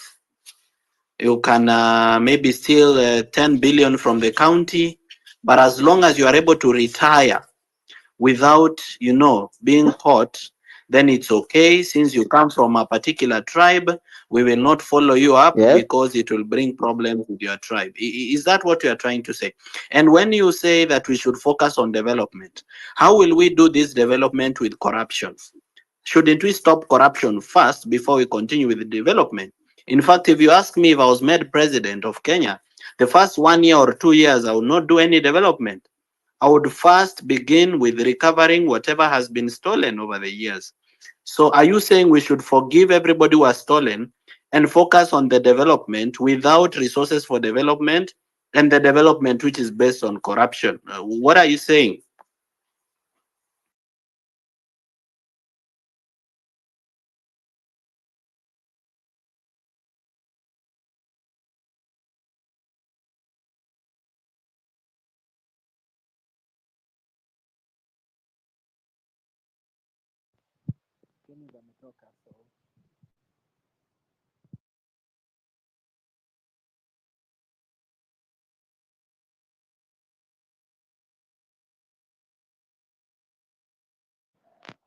So we just lost Kenny's who had brought up issue that we need to pick a few of these things to concentrate on. About the problems facing us, it really needs a multi-pronged approach. People should be accountable for their deeds. Leaders should be brought to account. Kama mtu alikuwa kwa serikali akatumia kiti chake vibaya, akaibia wananchi pesa, hiyo inafaa irudishwe back to the citizens. And he spoke about we should not look at tribal politics. What's killing this country really is the tribal politics, is how the leaders are dividing us in on the grounds of tribal, differentiating Pokomo with a Luya, differentiating a Luo with a Kikuyu, making each of these tribes, which is our blessing, to appear as though it's our curse. I don't know, freedom. That is Laban or Itai. You can take over.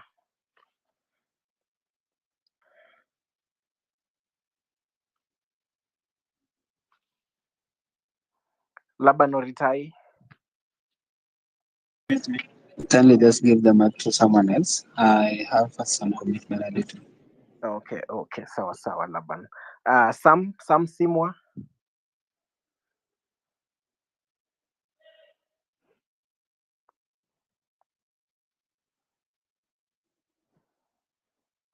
Sam Simwa.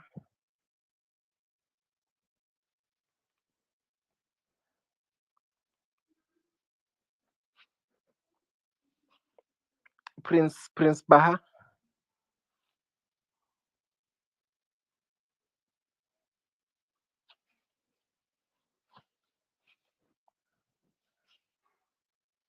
Moshemie Jerry, you can speak up. Hi. Karibu Moshemie. Asante. Morara, we thank you for hosting this forum. I'm a big supporter, I'm a big fan, but I want to take a completely different perspective on the issue of tribalism. Tribalism is actually, if we look at it critically, it's not the problem. The problem is sisi wenyewe. If you go to your ground, hospitali yako ya nyumbani, uko Kisii, Kirinyaga, wherever, who are the doctors and who are the nurses? Or even your primary schools, sisi wenyewe. Who sends you away when you don't have money for treatment? Or we don't have money for education? Ni sisi wenyewe. Tribalism inatumika kutugawanisha. It's a ploy to cover up the real stuff. The real stuff ni sisi wenyewe ndio tunajiharibia nchi. If all offices are occupied by Kalenjin and they deliver, nikienda immigration, apply passport, niipate, I'm not going to complain because I want my taxes to work for me irrespective of who the person in the office is. Personally, originally ni Mkikuyu, and I don't see the benefit of having 3 presidents in power. Hospitali ya Kerugoya haifanyi kazi. Hospitali different, barabara hazijatengenezwa despite having a Kikuyu president. But problem ni nini? Problem ni sisi wenyewe. I had the doctor talk, that doctor from sijui which hospital, and he said that Chief Shah is failing. But ukifikiria, in reality, these doctors and nurses who are us, who are not even Ruto huko juu. Mwanamke amekuja hospitali kuzaa, hana pesa, Chief Shah haifanyi. But who sends that person away? Is it Ruto? Is it Gachagua? Is it Uhuru? Until we look internally, tutaendelea kukuwa na excuses za ukabila. Ukabila is just employed by the people in upper class kutuganisha so that they can be able to get the seat. But the real problem is us. If we don't condemn what is really happening kwa ground, hakuna mahali tunaenda. Juu hata sahi Morara ukikuwa president and we are supporting you, and the people within your government are not working. The civil servants ni sisi ndio ma civil servants. We are the doctors, we are the nurses, we are the teachers, we are the engineers. Hata barabara, we cannot audit barabara venye imetengenezwa. Kama imetengenezwa vizuri tunalipa, we double. For instance, Morara can recover the money of corruption very easily. Somebody in an office somewhere signed off the purchase order. Somebody signed kalamu ya one were valued at 20 shillings or 50 shillings, akainunua kalamu moja at 100,000. Somebody ameka sahihi na mwingine akaweka check. We have people who can be arrested, but for as long as hakuna hiyo mapenzi ya kutaka kubadilisha the system inside, from inside, tribalism ni kidonda tu iko juu, is just one of the symptoms, but the biggest problem ni sisi wenyewe kwa wenyewe kama Mkenya.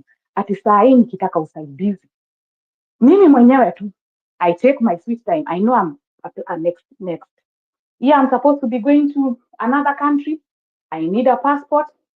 1 month to travel, ninakimbia immigration. We create our own problems. I'm going to give you an example. I live in the US, and probably I'm talking from a point of privilege where services are done, tunasavio, everything works. Regardless, after Trump as your president, is going to continue working. Biden now a president, everything works. And people are so patriotic. I cannot go to an office and bribe somebody for something. Nothing. That person who's seated behind the desk will report me for attempting to bribe them. Until we become patriotic enough to demand proper services from the people we employ with our taxpayer money, because wale watoto wenye wako kwa serikali, they get their money from us. When we pay the tax, wanatoa mshahara yao kwa pesa yetu. If we don't get accountability, tutaendelea na kudanganyana. Problem ni ukabila, but problem ni sisi wenyewe, sisi kwa sisi. Ati hatuwezi kusaidia mtu kwa sababu amekuja hospitali. Na it's not a computer that is doing this. Sio Mjaluo ananifukuza Kerugoya Hospital, ni Mkikuyu mwenzangu ananifukuza Kerugoya Hospital. Ndio tutaanza kusema we like to protect ourselves on hii issue ya ukabila. We hide behind ukabila, yet it is not really ukabila. Shida ni sisi wenyewe. Until we take that ukabila thing away from us and start concentrating on things like what Morara is doing, going round to the ground, ameenda Kwale. Those people are taxpayers like any other person. But ukiangalia hospitali dilapidated to the ground, as in I couldn't believe what I was seeing. And then it has been that way for the last 6 years. I do not like this regime. I do not like anything about it. I do not like even the past regime either. But Morara uko na support yetu 100% with what you're doing. But tribalism is there, yes. But when you put tribalism as hapo mbele, some people get defensive. It's a mechanism to defend the wrongs that we are doing. apportion the blame to something else so that we don't see what the problem really kwa ground iko. I don't have much to say, ni hiyo tu ndio nilikuwa nasema. Asante. All right, so before she goes, Moshemi said, Jerry Moshemi from the US said, I'm going to disagree with Morara. Then when she went ahead to speak, she ended up agreeing with me. Yes, I I was agree waiting with for you. her to disagree. Then she agreed on everything I've been saying because, Jerry, whatever you've Yes. just said is what I've been saying. I've been saying this, and let me say it in different. I'll just say the same thing you've said, but in different words. I will say this. Kama wewe ni muuza maziwa na unawekanga maji kwa maziwa ili ikue mingi, if you're made an MCA, you will steal more than Ruto. Kama wewe ni makanga wa matatu na unapewa thao, una insist umenipea 200 because you don't want to return change. Ukipewa kazi utakuwa mwizi kuliko William Ruto. Kama wewe ni kazini ya Mushemi in the US na amekutumia pesa umnunulie shamba ama nyumba, ama wewe ni sister na umeiba hiyo pesa, if given a chance, wewe utaiba SGR na utaiba super highway and everything else. So then bad behavior begins with us. We have to clean up our society before we even blame the leaders. Yes. Morara, it is a cultural thing. Ati mtu anaweza enda kwa ofisi asubuhi aweke koti and then steps out of the office and goes and does other things on payroll. You know, it is very, very annoying. And people take it, wanafunika, wanasema ni kwa sababu ni kabila fulani, ndio kwa sababu wao ndio wameandikwa kwa ofisi. Sio kabila, huo ni mtu. Whoever signs an LPO is an individual. Whoever provides services is an individual. The policies are there. If they really work the way they're supposed to work, we wouldn't be having this conversation.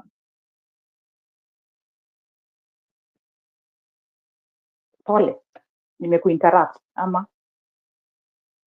No, I've just agreed with you. It's okay. Thank you. Yes, it is the individual. And yes, Morara, you can recover the money. It can be recovered. It can be recovered 100%. And if we can just focus and not look at tribe, where I come from, because that is a given. Where I come from, it's my number one. I know mimi ni Mkikuyu number one. But ni Ukikuyu inaiba ama ni nini? Until we focus, until we move from that way of thinking, I can tell you for sure, hatutabadilika. Hatutabadilika. And Kikuyus for sure, they're emotional voters. And as right now, mi wale nimeongea na, wanasema hata hatutaki kitu yoyote. We have had 3. We have had 3 presidents and nothing is happening. Let somebody else take it. Anybody else achukue hiyo kitu. Hatuitaki. Hitakikani. If you go to the ground, that is all they are saying. If I talk to my people at home, that is what they are telling me. Hatutaki kiti. Morara apewe ama mtu mwingine apewe, tuone kama tutabadilisha system. It's a systemic problem and it is created purposely to keep people poor and to keep people begging forever. If you beg, nikupatia 500 sahi, utanipatia kura. I mean, ask yourself, 1 million shillings, mshahara ya 1 million. Why do people take loans? Ndio ende akapate mshahara pia 1 million. Anakupatia 500, anaspend 500. It's because they're going to get more from contract. Why should a Kalamu? I always give example of Kalamu. Kalamu nikienda supermarket that I can buy for 100 shillings. Government buys it at 1,000. Nikiona kinasudi wakipanda na magunia ya pesa, ninashindwa hizi pesa zinatoka wapi? Kuna watu wako hospitali. I recently lost an in-law because of this shift shifting nonsense. Ati hawezi tibiwa mpaka alipe pesa in advance. I mean, it's sad. Very, very sad. that we are basing our arguments on other things. Morara, just keep doing what you're doing. You're vampire. Sina hata ya kusema, just keep doing what you're doing and sisi tutaendelea na kukusupport 100%. We love your call. That is it. Let me niachie watu wengine waongee. Asante. Asante Moshemi, very true. What we are saying here is, and which we really agree with you, is the problem is not macro. It does not start at the door. It starts in the house. So before we get out of the door, then we have to correct the paradigm thought, the individualistic paradigm. Get to our people, tell them this is how the politicians want to manipulate our thought processes. And I think that is what that's what my brother Morara is doing by educating the masses, telling them that if you think this person who comes from your tribe loves you, then you can imagine how much they are stealing from you to just make themselves better at the cost of your suffering. So we want our people to be educated, to know, to be sensitized. Afadhali uibiwe ukijua inaibwa kushinda uibiwe na ujui inaibwa na unapigia makofi ule mwizi kwa maana tu haujui anakuibia. So the essence of these forums are to just sensitize. It's all of us joining hands together. I've read in the comment box and in the comments and someone is saying it's about us joining hands. And indeed, how can we do it better by joining hands? We can do it better by sensitizing those ones who do not know. Let the information reach them. They may not know unless they're informed that they know. The beauty of this country is in our diversity. That is why a person will come from the US to come and see a Maasai jump with their speaker, their spears, and see the cultures of the Maasai people. That is why a person will want to travel to Nyanza and enjoy fish from the Luo community, or go to Western Kenya and eat ugali and mrenda from the Luya community. The beauty is in our diversity. What have the politicians done to us? They have turned the diversity to be the poison, to be the chalice. Actually, they have created, they have looked at our beauty and decided to misuse it to corrupt the beautiful thing that God gave this country, and that is in our diversity of our culture and of our tribe. And that is why this space is going on. We are saying no to any politician who will divide us basing on our tribal origin. Hata akuje through the podium ya kanisa ama akuje through messages za local messages and local forums. Some are using chiefs. The fact of the matter is our tribes are our unifying factor. Our cultures are what makes Kenya to be a beautiful country. But politicians will not change this narrative to favor them, and that is why we are here. Let me welcome Pareno Solonka. Take the mic. Oh, hi everyone. Hi. Yeah. So first of all, Morara, thank you for the work that you've done. It's not easy. Personally, I'll admit that I don't have the courage to do what you do, and keep up. And thank you for what you're doing. Now, on today's topic, Rutos tribal game plan, we really need to avoid a situation whereby Ruto turns, or politicians turn the 2027 elections, or the conversation you're having currently, into tribal. The fact of the matter is, for long, people have been talking about, it's been about issues, about accountability, about corruption, about inefficiency, about impunity. Then all of a sudden, the conversation is shifting into being tribal. I know I'm seeing several people, like I'm seeing some few tweets here telling Morara to go to Kisii, go lecture people in Kisii while he's speaking the truth. Surely, how will we tutatoka as a block tukiendelea if we go on with that mentality? We really need to stop, because trust you me, Ruto wants this election to be tribal. He wants the conversation to shift from being about issues to being tribal, because that is his path to success, and that is how he will win that thing in the morning. Because I mean, even if Mount Kenya unites to the last person, and they added Okambani votes to the last person, they have no path to victory if it goes tribal. Ruto already has Raila, so that means he'll have Western, he'll have Nyanza, he'll have Rift Valley. He's actually waiting for that time or that opportunity where the moment it shifts or the moment it becomes tribal, utaona amerudi sasa kwa ile prado yake, amerudi kwa sunroof. He will incite Kenyans against Central Kenya. And once that incitement imeingia, asubuhi 2027, he'll take that election. Because people, I've been wondering, there's a problem somewhere, because if you see the way the government is moving, it's like they don't care. People are complaining, people are making noise, there are court cases every day. But the way these guys are moving, it's like they have an ace card up their sleeve. They're not afraid. Like there's something they know that we don't know. It's like they know 2020 hata mpige kelele aje 2027 will still be in government. I was like, why? And then it started making sense a few days ago, yesterday and today, because they are tribal cocoons, and we need to avoid that thing. Because the moment we shift the conversation from issues that are affecting Kenyans, that is how we will have lost this fight. We need to avoid continue pushing the way we pushed.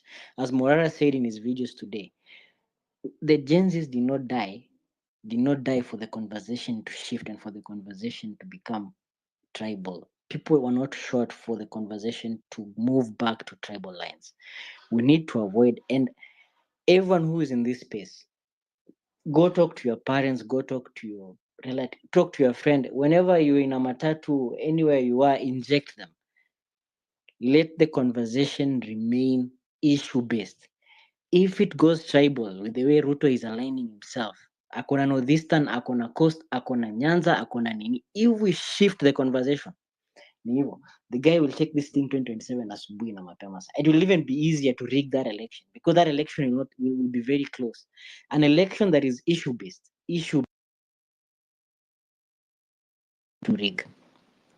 If people from Central want to reject Ruto, let them reject Ruto as Kenyans, not as people from Mount Kenya. Let them reject Ruto as Kenyans. That is the only way we will win. We should avoid tribal politics, and that's Ruto's tribal game plan. Thank you. Yeah, thank you very much, Pareno. Indeed, what we don't need to inherit from our parents is the politics of tribalism. Anybody can be given chance. There are people who come from minority tribes and they can lead. There are people who can come from majority tribes and they can lead.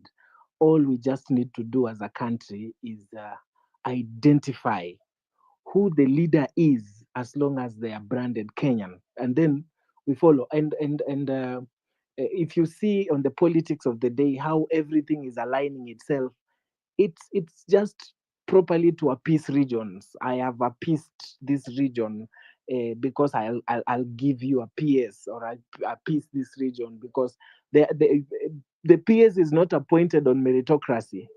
Anachukua mtu mwenye Ruto amechukua watu wenye hawajui kazi, anawaweka pale just because they are affiliated to a tribe, with his mind and eyes looking at 2027, and that is killing the systems of our country. And you know why we fight for this? We fight for this for posterity. We fight for this for in the view of foresight. We don't only live in this country. We want to make this country better for 100 years to come, so that when a child, our great grandchildren will live in this land 100 years to come, may they enjoy the fight towards the freedom that they will be enjoying 100 years. This is akin to the liberation, fighting against the slavery which is being imposed to us and imposed to our back by the government, by trying to select or align themselves in a tribal way. Mwangi, Maina Mwangi, you can take the microphone. Can I, because my battery is running low, I'm now Oh outside yeah, the house. Abu, okay, go Yeah. Abu, and then Mwangi will Okay. follow. Okay, thank you.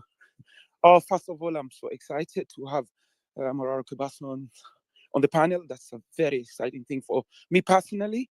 I've seen him growing in his this political career, and he's been an inspiration to all of us. And we wish well, inshallah. May Allah give you ability to succeed on whatever you're up to. And if you are a blessing to us, may you succeed. And I wish you all the best. Second thing, respecting the topic, it's important that we maintain harmony within the country. First of all, family unity.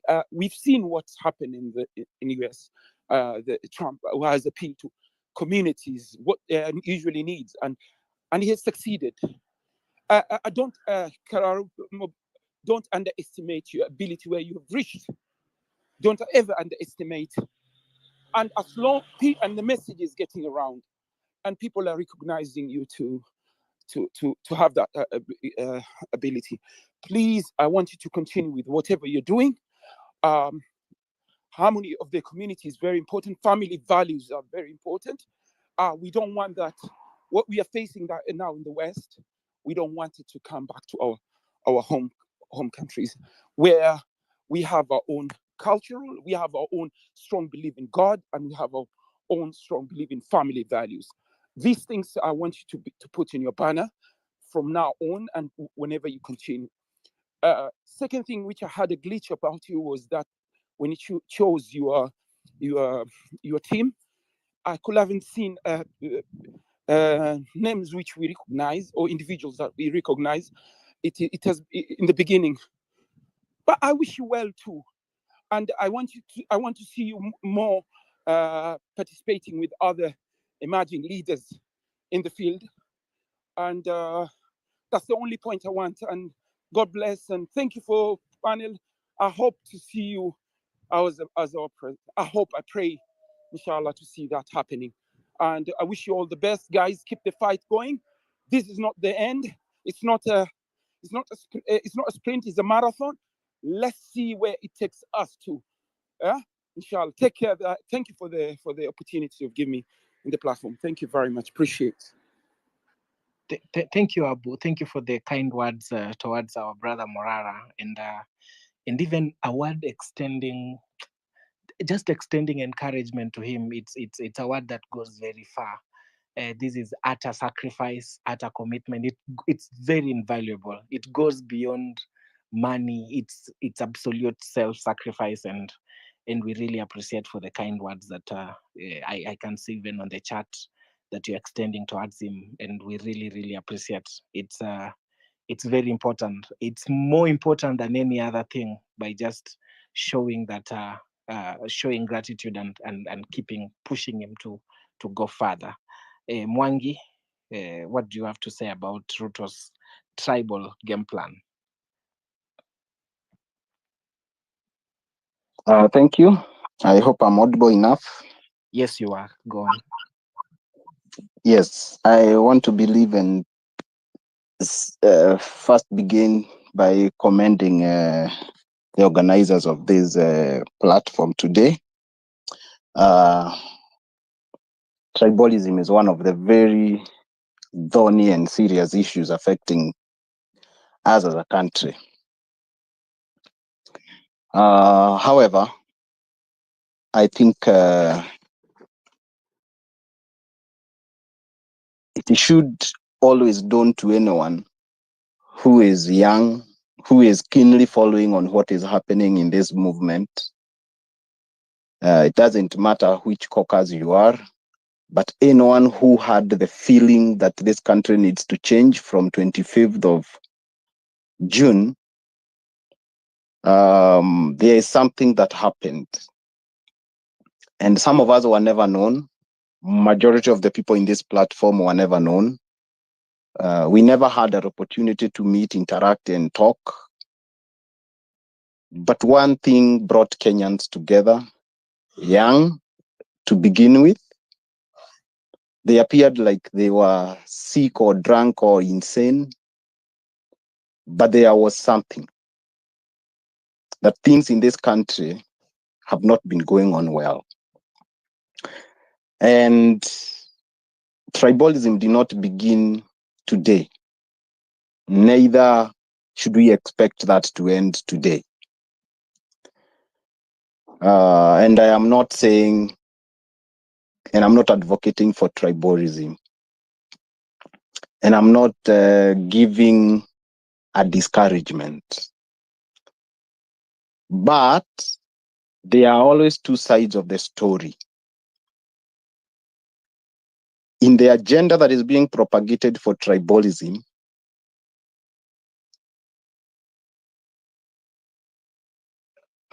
I come from Mount Kenya. I work and live there. I am in charge of several counties. And of course, I have been going around a lot with a lot of interest. And also there is a lot of things I do on the ground in terms of mobilization and all that. And one of the things that maybe is going to surprise many, in the next generation or lot of leadership in Mount Kenya, I will talk like that because that is where I live and work. So I probably understand a lot of things that are happening there. A lot of leaders that will be elected in Mount Kenya, one, somebody said we vote as a result of emotions. A lot of leaders who will be elected are going to be leaders to punish the UDA Kenya Kwanza regime that we elected. And whatever Ruto does with his tribal card, the fate of the elected members of parliament in Mount Kenya, the 60 of them, it is sealed. You have time to debate about that, but it is sealed. And if we want to have an opportunity, if there is a region that has an opportunity to really rise above tribalism,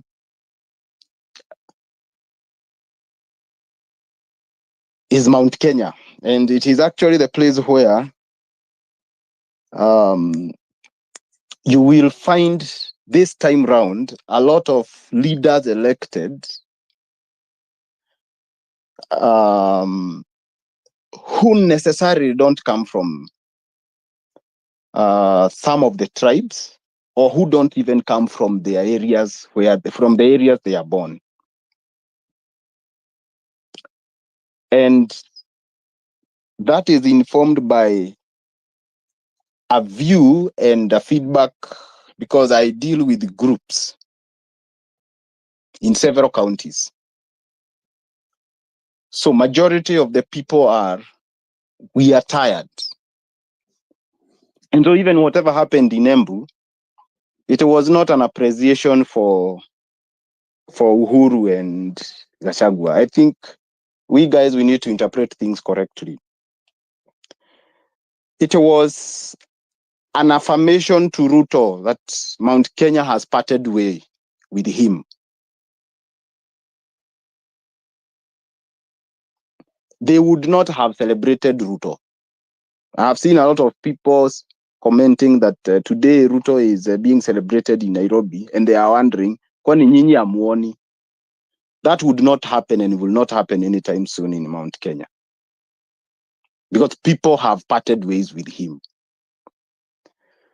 And so for this movement of change that began in 2020, I mean, on June 25th, what are we supposed to be doing? I think we are supposed to see the opportunity we have. That in this space of change and transition to new leadership, Morara, I beseech you, have men of dignity positioned in Mount Kenya if we want to fight tribalism.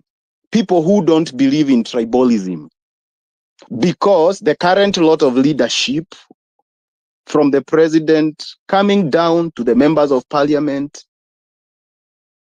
in Mount Kenya, they are very tribal, yes. And the time has come for them to be punished by their electorate. Hawatafukuzwa na watu wa Nyanza, watafukuzwa na watu wa Mount Kenya. So in Mount Kenya, and that's why I've said I will talk about where I belong. On my part as David, I am positioning myself. I am also talking to some other young people of integrity I know. And we are trying to align ourselves into the leadership and take opportunity and take advantage of the crisis, because it is in crisis that leaders are born. So let us not complain a lot with the crisis that is there. Let us see the opportunity. And because people will be chased away in Mount Kenya, let us have people we know of dignity vying for positions. Can you imagine a situation where 30 of the probably people who are going to be elected in Mount Kenya are people who don't care about about tribe? Probably like me. Me, I don't care whatever happens. What I know is that a revolution started and this country was born afresh on 25th of June. That's a conviction I have in my heart. And therefore, anything else I am doing, I don't care. And so even as I see people clapping for Gachagua and Uhuru, to me, I am not seeing Uhuru and Gachagua being clapped for. I am seeing an opportunity for me as a young leader to arise, align myself, and be elected in this wave where there is no going to be that kind of sycophancy in Mount Kenya. People will elect people of issues or out of issues and agenda. So let us look ahead. As Ruto is playing the card, let us hope that in Mount Kenya, the wave of chasing the current lot of rotten leaders continues the way it is, so that it creates an opportunity for young and men of integrity in leadership. Now, my question and my concern is, are other people in the areas that I am not going to vote ready for that change? And so let us concentrate in our diverse areas and see the opportunity that arises. I am wondering whether in Kapsaret there is going to be a young man who is not tribal, ready to vie, who is understanding the dynamics of how the ground works in Kapsaret, and replace Sudi in this wave of change. So for me, that is what matters. The other diversity I have about tribalism, in as much as Ruto is propagating it, I will speak very harsh words and say the behavior that the president is having today is a behavior of a dying man. If you ever visit a hospital, a patient who is about to die, when you serve them food and porridge, they eat so well that day. But the following day or after 2 days, they die. Their level of appetite at a certain time. And whenever you see somebody with the kind of appetite for bad things the way the president is having, it takes a sober person to see that the president is actually portraying a fallen at a very high speed regime. And I don't know whether he knows. And even if he doesn't know, I'm not his advisor. But he is on a falling trajectory. And he does not have a way to rise back. The kind of greed and appetite and crisis he's causing, all that in every area, and behaving deaf. That is what a person who is about to die behaves. And so he may win the election, I don't know. But what are we doing so that to stop this kind of tribalism? By making sure we fill our parliament with men and women of integrity. Now, on my walk in the ground, I have realized something. That very many elderly people are telling us, nyinyi Gen Z mlituonyesha mko na uwezo wa kuongoza. Ile mwelekeo mtatupea, sisi tutawafuata. But instead of us building on what the Kenyan people, we have shown them we are capable of doing, I find ourselves diverting to other things. I wish we could retain the focus and show we have taken up. Let Ruto take up tribalism. Let us take up another thing. We should not play his cards. Consistency is the game. Let us be consistent like what Jesus was doing. For those who are probably Christian can relate to that. Jesus' way was, I don't need the elderly who are known and the Pharisees and the Sadducees and all those leaders. I am going to work with the 12. And they are the ones who carried the baton. And they made a lot of progress and they converted very many people. And so for us, let us not be hopeless. Issues of tribe can come to an end if we have people standing and are able to qualify for election positions and are elected people of goodwill. Because tribalism will not end until there is goodwill to deal with it. And Ruto doesn't have the goodwill. Neither are the elected members of parliament or whoever. The kind of leadership we have, maybe Omtata alone. That's my opinion. So we need to have people of goodwill. And if we elect them, it is easier to fight corruption in the long run. But in the short run, we see the opportunity that stands on our way so that we are able to have those positions of influence and influence this country, the direction we know. Shockingly, let me tell us, I am a good reader of the Bible. There are people who are elected kings when they were 8 years old and they led the nation into the way of the Lord. Achana na Ruto na hivyo anajifanya. An 8-year-old Josiah led the kingdom of Israel into the right way. So it doesn't mean that age is what gives people experience to lead. You can have the age and not have the leadership. So let us see what is lacking in this country. Let us not see what is the problem and capitalize on what is lacking. However, we would also need to position ourselves in a strategic way so that in this crisis, the leaders who will stand, they are people who can be able to command influence in a certain way. And we will fight those tribalism and even corruption. Finally, I feel I have talked too much. The other thing that propagates tribalism in this country is the political parties. I am yet to see a young man who is very strong in this wave and tell us, I want to vie in Luo Nyanza with a party that is not ODM. and work out on the ground modalities and bring us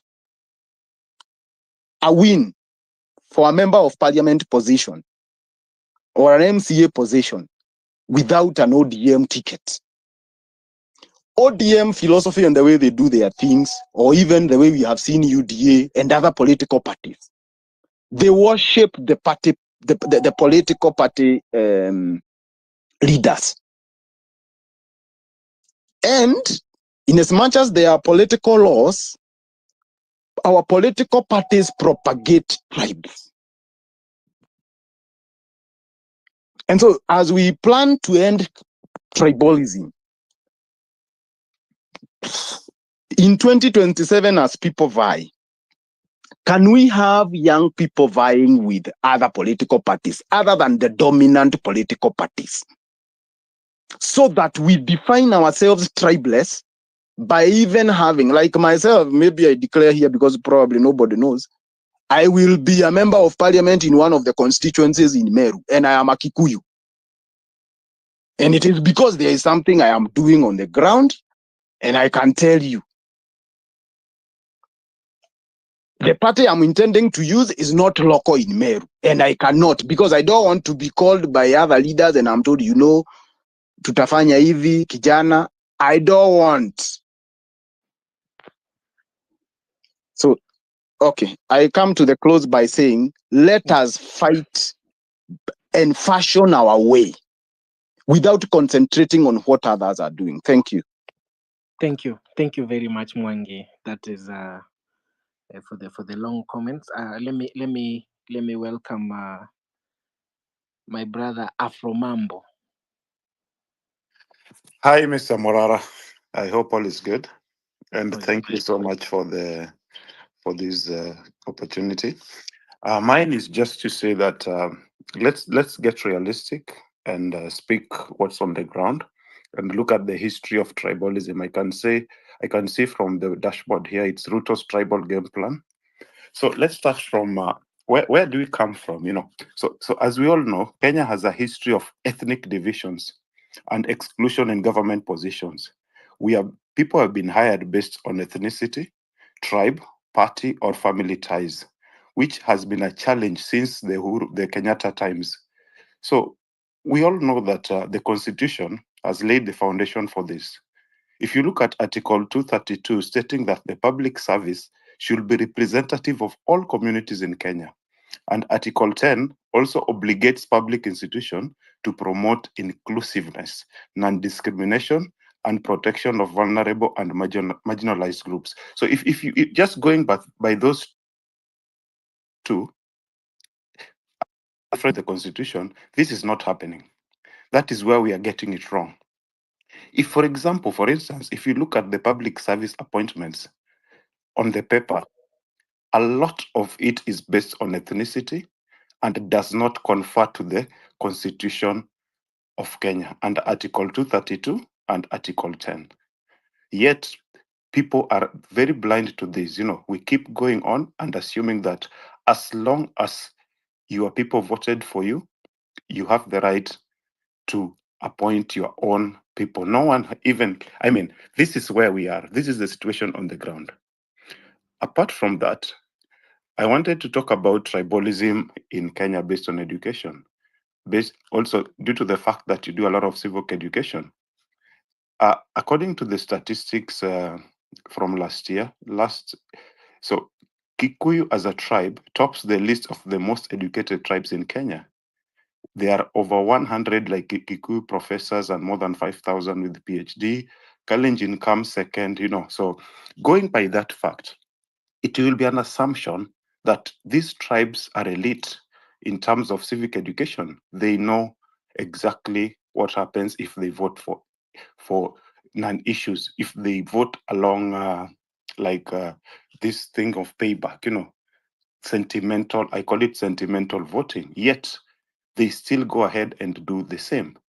This has happened across board, So sometimes my fear, Morara, is as much as you're doing civic education, the most learned people always fall in this trap, not to make us lose hope, We just hope that this time round, things will get better. That is the only thing we can hope for now.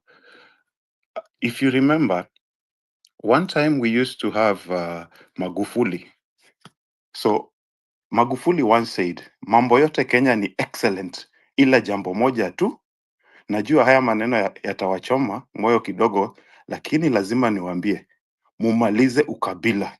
Hiyo ikiisha, Kenya is the best country. If I know most of you remember this. Magufuli said, the late, he said this. So if you look at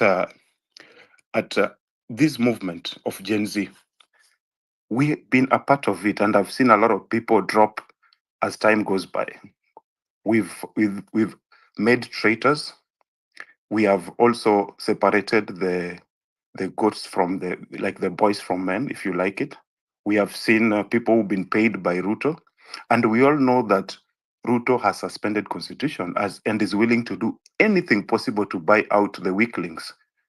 People like Mark Samuel would have gone to the other party. I'm sorry to name the names, but this is a fact. We all started here to the fact that you are supposed to be tribeless, fearless, all these things. But one by one, we are getting exposed, especially on the tribal thing. We all remember what happened during the Uhuru regime. We are all here not because of Ruto per se. Of course, Ruto was part of the previous regime, but we cannot entirely blame him for what's happening now. This started way back to Kibaki, but for the sake of it, let's start from Uhuru. How many scandals were there? I remember the saddest day of my life during Uhuru regime that I still remember when Uhuru came out and say, wanaiba 2 billion every day, mnataka nifanye nini? That was the president speaking. And I was so depressed today and yesterday when I saw people in Embu forgetting all that happened in Rivayala, all these things that Uhuru did, and they are back again to their default settings, and they are still advocating for the lesser evil. Like, oh yes, we have two devils, but let's go with the one that we know, So as if that is not enough, as much as you will be injecting more and more civic education, what's the probability of them shunning away from sentimental voting? This is a tribal thing. It's all going back to the ground. I've seen how they have welcomed Uhuru. Everyone has forgotten everything they did. This is the fear. The same thing is happening in Nyanza. After going through all those atrocities and everything that happened, they all go back to their default settings. I pray and wish that as Gen Z, we should be looking forward to young leadership. But also remember, young Gen Z leaders does not amount to non-tribalism. I've seen a lot of young leaders in Gen Z movement, especially in the timeline of X, always tribal and always trying to magnify and have sympathy for people like Gashagwa, people who are in the administration. Immediately you start having sympathy for the regime because they come from your area. I mean, that is so sad. As a Gen Z, I will expect that from the millennials, from our grandmothers, from our mothers, but not from a Gen Z. So to say that Gen Z are not tribal per se is a misinformation. Some of them are super tribal, and they will always resort back to the default settings when they go back home and ask their parents, who do we vote for? That is happening, and that is the reality, Morara. And I was so happy when you highlighted the fact that Uhuru should not be made like a god. He had his part in all these problems that we have. And Nyakundi has been saying the same. So let's wake up, let's be realistic. And before I land, Morara, I would like you to talk more about the goals of the movement, because we have less than 3 years. It may look like little, but if we don't keep track of goals, then I think a lot of people will sway along the way. What I'm talking about is, can we come up with the specific goals? and what we have achieved, in terms of SMART goals. Let's look at things that are specific, measurable, achievable, relevant, and time bound as we move forward. We have seen all your dossiers and documentaries, which are, that is the reason why people like us in the diaspora, that is what we see, that's what people see, and no one is taking responsibility. I'm sure this makes you angry. I know this makes you angry because people take it like a movie, like just anything else, like reality. I mean, nothing is happening. Even I heard someone say that Morara will just talk and expose all this, but nothing is happening. No one has been held accountable, Morara. So my question also is, Morara, how does that make you feel? Do you think that Kenyans have not suffered enough for them to show up? What do you think? Because sometimes I tend to think that hatujafikiwa watu, the middle class is the weak link. As long as they can afford some bread and some 2 meals a day, they feel they're okay. I honestly feel that watu wakifinywa vizuri na Ruto, especially in tax, watu watatokea. People hawajafikiwa. Sometimes I feel like this is my own personal opinion. Kwa sababu, honestly speaking, look at what's happening. Look at NHIF cash that was stolen. Hospitals are owed by NHIF. Then they cover that up and bring a new thing that is not working. And Kenyans are not angry enough. We are like that tick that is sucking a cow, but we have no idea the cow is dead. It's going to take some time for some people to realize that the cow is dead. When you realize there is no more blood from the cow and you're the tick. So that's my landing for now. And thank you once again for this space and all the listeners, and God bless. Thank you, Afromambo. Just to respond to this is Darwin talking, Dr. Darwin. Morara is having some little issue about his voice, but he's bringing it on back. Morara is available now. He's available now. Morara, you can respond to He Afromambo. first asked me how I feel. Bana, I feel angry. Guy. I feel very angry. In fact, many times I have to be controlled. I have to be controlled by my family members. To be controlled by my team members, because I do this thing paka nasikia sasa nimekuwa depressed mimi mwenyewe. It's like walking in a mortuary and seeing dead bodies. You never get used to it. It traumatizes me every day. And then now what annoys me more is to see people cheering and clapping for the same people who have put them in that situation. Sasa nashindwangwa ni uchawi gani hawa watu wanatumia for sure. But I've come to understand that Kenyans have been through a lot, and they have come a long way in terms of being misused and used. So Kenyans are like those people who are in a narcissistic relationship. They're like that girlfriend who is in a relationship where she's being cheated on, and she's saying, what if I'm the one making him cheat? Yeah, so that's the situation Kenyans are in. They are in the Stockholm syndrome, where unaonea huruma yule ambaye anakutesa. What do we need to do about it? My short answer to it is civic education, because I keep saying this, but some people keep disagreeing with me that removing Ruto is not the solution right now. The solution is civic education. Why? Because you remove Ruto right now, even if you put, say, a council, a transitional council. The transitional council can only have a term of maybe 3 months or 6 months. After that, we are a democracy. We must have an election. When we have the election, and these are the same Kenyan electorate that are going to vote in that election, you can remove Ruto and have Gachagua as your president. You can remove Ruto and have Waititu. I mean, you can have the most ridiculous, you can have Didmas Baraza for sure, because Kenyans vote for mediocrity. And then they celebrate it, and then they clap and cheer for it. So we must do very serious civic education. We who are in the know must go to the ground and educate people in the ground kwamba mumebeba ufala for too long, tafadhali amkeni. Yeah, and that's why you saw when I did my video today about Mount Kenya and Uhuru, I was so annoyed, because this is the same guy who stole money for laptops, stole money for SGR, came and brought the same money. SGR built here an expressway which you are paying for, where money is going to his pocket. He took money and built his banks and his businesses. This guy stole so much money. He is even mentioned in Pandora Papers. He stole Eurobond. He registered, a bank abroad and stole $2 billion from the Republic of Kenya. This guy is a thief par excellence. That is why when Ruto came to power, Ruto didn't follow up on what Uhuru stole because they were stealing together. When the Gen Z happened, you hear Raila saying ati rafiki yangu Uhuru alinipigia simu akaniambia tafuta Ruto muongee na yeye. Why would Uhuru call Raila to tell him aenda ashikane na Ruto?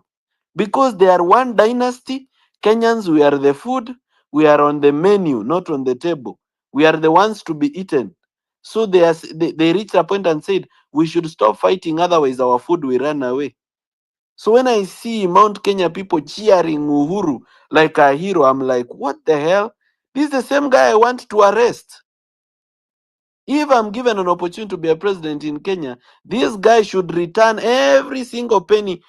Chenya ame earn, if it is his company, let's say Brookhouse International School or Brookside, if he earned his money well, sina mambo nayo. Lakini yenye imeibwa, hiyo inarudi. Even land which he didn't buy, he grabbed. Hiyo inarudi yote. In fact, we should not even finance our budget using our taxes. The 5 years, we should finance it using proceeds of corruption. That should finance our budget. Sasa nashindwa, basi sasa mbona mnichoche hapa ati Morara wewe simama tutakupigia kura. Nisimame mnipigie kura nikishika Uhuru ama nikishika Ruto mseme ameshika mtu wa kabila yetu. Sasa haja gani? Si afadhali muachane na mimi nipumzike, because me I don't want to be useless. I don't want to go to a seat and just be there doing nothing. I want to go there and do things. I want to make stuff happen bana. I want heads to roll. Didmas Barasa kwa hapa anaturingia vile atakuwa governor wa Bungoma na ameiba pesa yetu mpaka amenunua helicopter. Sirisi ya MP hapa Waluke alikuwa anasema ati mtu akirekod video kwa Facebook kama WhatsApp akisema yeye ni mfisadi ati atampiga mpaka apitie kwa dirisha. Can you imagine a person ametuibia and he is that arrogant? He talks back to us in a condescending attitude. Just yesterday, not yesterday but the day before yesterday, I came back from Kwale. Nimefika kwa airport, I meet Alfred Mutua. Then Alfred Mutua has the temerity, the confidence ya kuanza kunisomea. Can you imagine? I meet Alfred Mutua at the airport, a cabinet secretary ananisomea. Because I was with my wife and children, niliamua sitamjibu. Nikaingia kwa gari nikaenda. But I really had a lot to say. And I regretted not saying it. Kwa sababu huyu ni mtu ningesimama tu for 2 minutes, nimpashe tu very proper. Nimuulize, wewe kwanza rudisha pesa ya Masi Stadium 50 million. Na urudishe pesa ya Kinyui Stadium 49 million. Na urudishe pesa ya Mavoko Stadium 50 million. Na urudishe 100 million ya kujenga sijui Governors Lodge in Matu. Yaani ile mchezo inaendelea Kenya, mimi saa ingine nasikianga hao watu washikwe wote wawekwe jela. And we should not be joking with these people. Let's not tolerate mediocrity. Let's not tolerate mediocrity in leadership. Hii mambo ya kuniambia sijui nini, forgive them, leave them alone, they served their time, let them rest, let them retire peacefully. Uhuru alimaliza term yake, pesa yetu iko wapi? Gachagua has already been impeached. He can never run again. Leave him alone. Let him enjoy. Enjoy what? Yet the guy owes Kenyan 7 billion shillings. Yenye imeibiwa kwa different counties including Bungoma County. Anapumuzika kwa nini? Why? Si arudishe basi aenda akapumzike. So is this the same thing you Kenyans are planning to do with Ruto? Ruto tutamtoa kwa uongozi alafu mseme alifanya kazi yake, wacha mzee apumzike. Hakuna kitu ya kupumzika.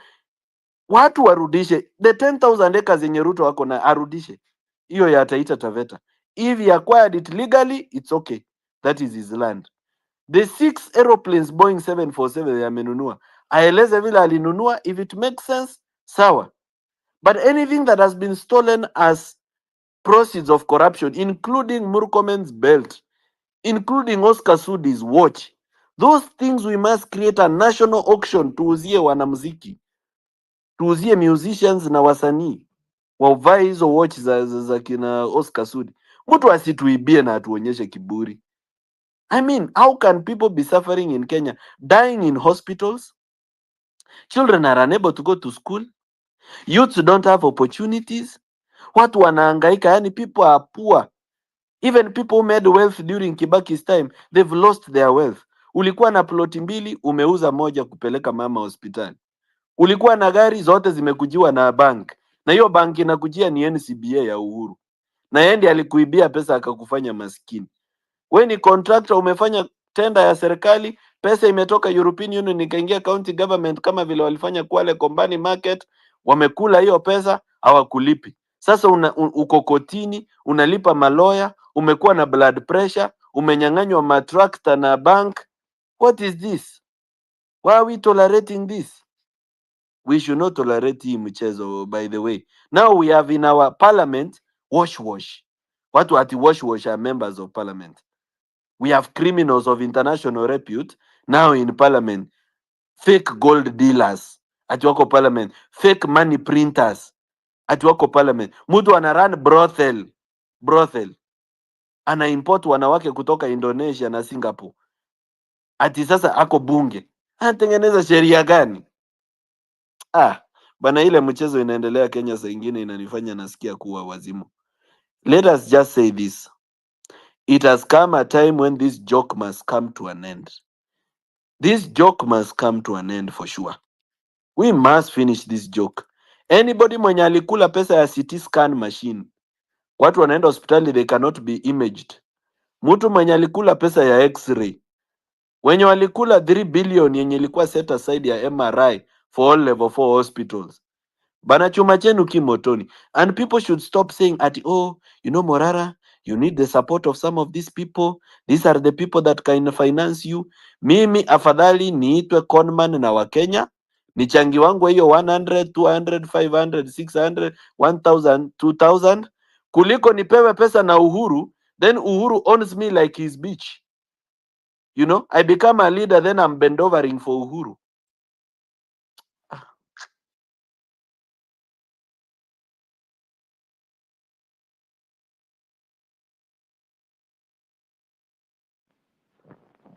Kweli kabisa, hiyo Morara umedunga hapo ndipo. Maybe we can get few speakers before we just wind it up. Acha ni kindly take like 2 minutes, then we will have closing remarks from Morara. Let me start by inviting Nairobi Badman. You can unmute.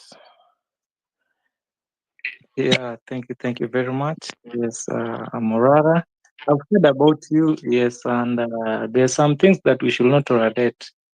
Yes, so guys, as much as we are talking about tribal game plan, yes, as much as we are talking about civic education, yes, what are we also doing about it? Yes, meaning, all of us cannot sail in one boat.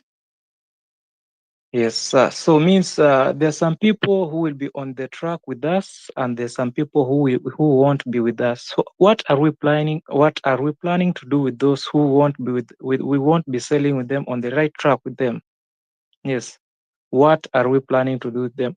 For us, majority of us Gen Zs, yes, we can say that we are not tribal, but when it comes to a certain people, certain politicians from our community, we go back again and stand with them, just like one of us say here.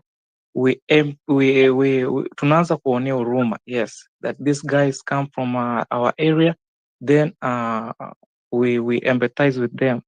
So my people, what I want just to add, like if we want to save ourselves, we should not wait for Jesus to save us for us, and we should also not just speak more. Let's take more of action than speaking. Yes, thank you very much. I just have that. Thank you. Very true. We can no longer entertain politicians pity-patting on our doors. They only come to us and show to beg for mercy and beg for grace. In fact, they use local dialect or they woo our emotions, they whip our emotions tribally. We are beyond that stage, and you know, a country must emancipate itself. We must deliver. We must purge ourselves of the tribal rhetoric, and this has been continuously negatively been used by politicians against the development. We need to, you know, when we talk about political freedom, when we talk about being a country which is delivered, and we are total democrats. If we are like the country of democracy, democracy, if democracy is enslaved in tribalism, then we are not free yet. We are still under slavery, and this is what we are saying tonight, that we cannot entertain politicians using us as a dorag when they need us, whip our emotions, coming in the name of nativity and nativity and tribal. I think we just don't need to entertain that, because it is the main reason why we cannot be progressive. We are making 10 steps ahead and 15 behind. So we are mark timing 10 years ago, 13 years ago, a day like today, we had Jayesh, who was pilfering NHIF through Meridian and clinic. Today he has come back, rebranded himself in another way. Still same mark timing on the same trouble, same corruption dealings that over the years have stuck on our backs. Let me welcome Bernard Mzalendo to take over, and then we'll have one more speaker probably. Bernard, take up the mic.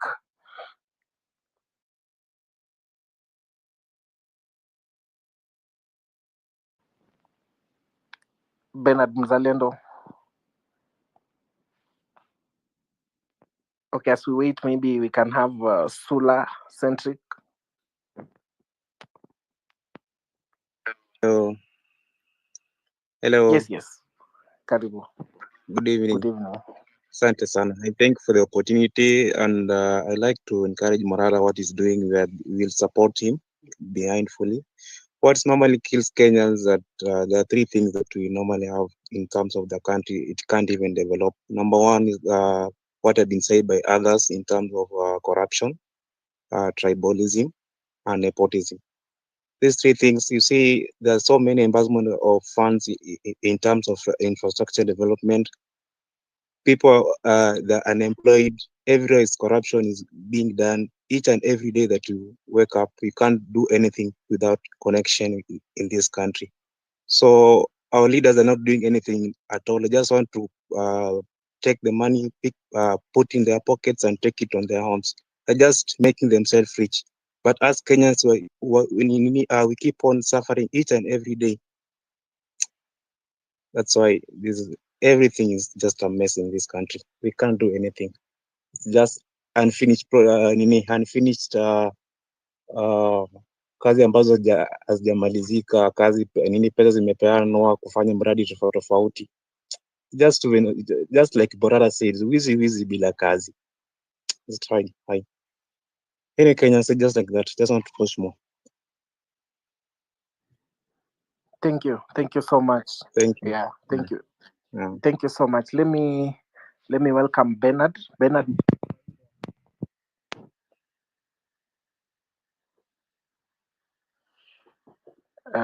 Okay. Kodeko, you can pick up the mic. Shukran, Daktari. Good morning, good evening, and good afternoon from wherever you are. All protocols observed. Shikamoo kwa wazee. Hello to my peers. MK, you're doing a good job, and away from that, you're also doing a good job in bringing people together. Now, this is my submission on the matter of tribal game plan. Let me put this clear.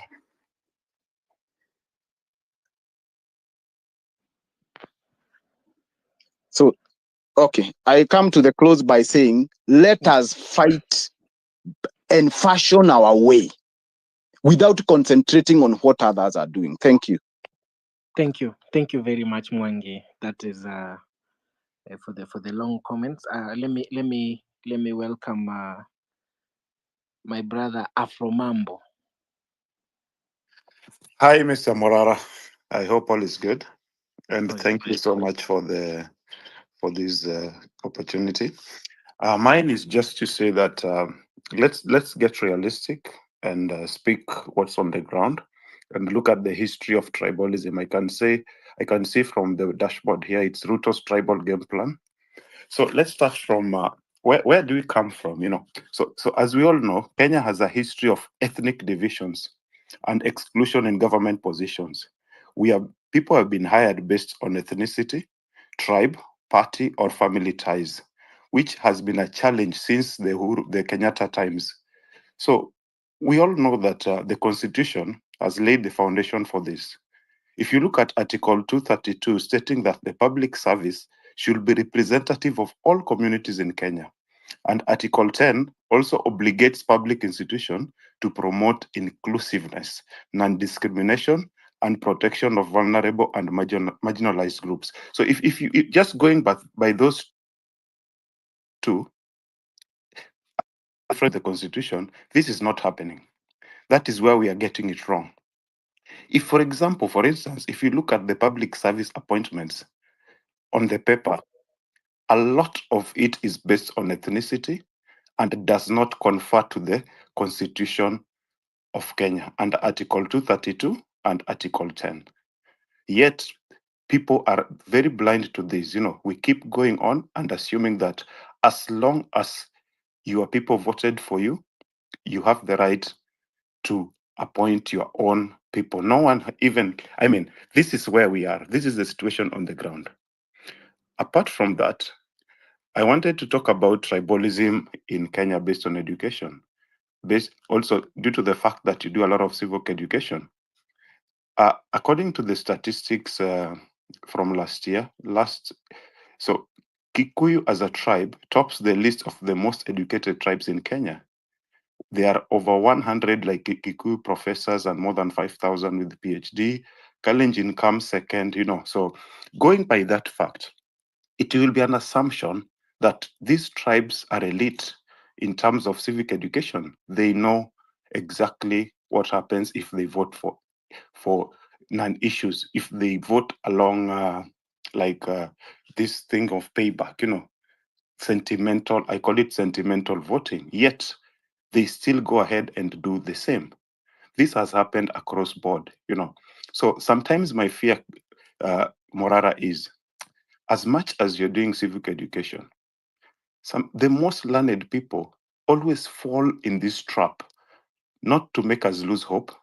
We just hope that this time around, things will get better. That is the only thing we can hope for now.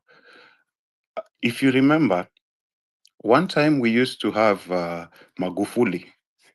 So Magufuli once said, mambo yote Kenya ni excellent, ila jambo moja tu. Najua haya maneno yatawachoma moyo kidogo, lakini lazima niwaambie, mumalize ukabila. Hiyo ikiisha, Kenya is the best country. If I know most of you remember this. Magufuli said, he said this. So if you look at this movement of Gen Z, we've been a part of it, and I've seen a lot of people drop as time goes by. We've made traitors. We have also separated the goats from the boys from men, if you like it. We have seen people who've been paid by Ruto, and we all know that Ruto has suspended constitution and is willing to do anything possible to buy out the weaklings. People like Mark Samuel would have gone to the other party. I'm sorry to name the names, but this is a fact. We all started here to the fact that we are supposed to be tribeless, fearless, all these things. But one by one, we are getting exposed, especially on the tribal thing. We all remember what happened during the Uhuru regime. We are all here not because of Ruto per se. Of course, Ruto was part of the previous regime, but we cannot entirely blame him for what's happening now. This started way back to Kibaki, but for the sake of it, Let's start from Uhuru. How many scandals were there?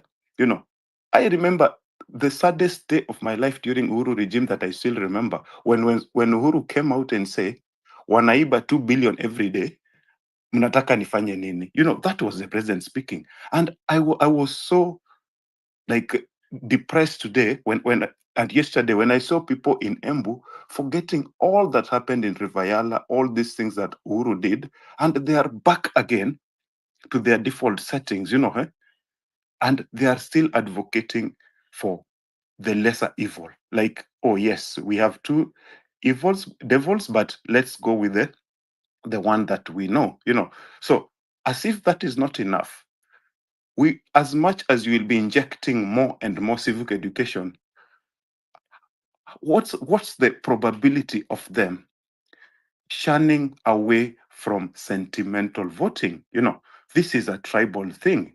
It's all going back to the ground. I've seen how they have welcomed Uhuru. Everyone has forgotten everything they did. You know, this is the fear. The same thing is happening in Nyanza. After going through all those atrocities and everything that happened, they all go back to their default settings. I pray and wish that as Gen Z, we should be looking forward to young leadership. But also remember, young Gen Z leaders does not amount to non-tribalism. I've seen a lot of young leaders in Gen Z movement, especially in the timeline of X, always tribal and always trying to magnify and have sympathy for people like Gashagwa, people who are in the administration. Immediately you start having sympathy for the regime because they come from your area. I mean, that is so sad. As a Gen Z, I will expect that from the millennials, you know, from our grandmothers, from our mothers, but not from a Gen Z. So to say that Gen Z are not tribal per se is a misinformation. Some of them are super tribal and they will always resort back to the default settings when they go back home and ask their parents, who do we vote for? That is happening and that is the reality, Morara. And I was so happy when you highlighted the fact that Uhuru should not be like made like a god. You know, he had his part in all these problems that we have. And Nyakundi has been saying the same. So let's wake up, let's be realistic.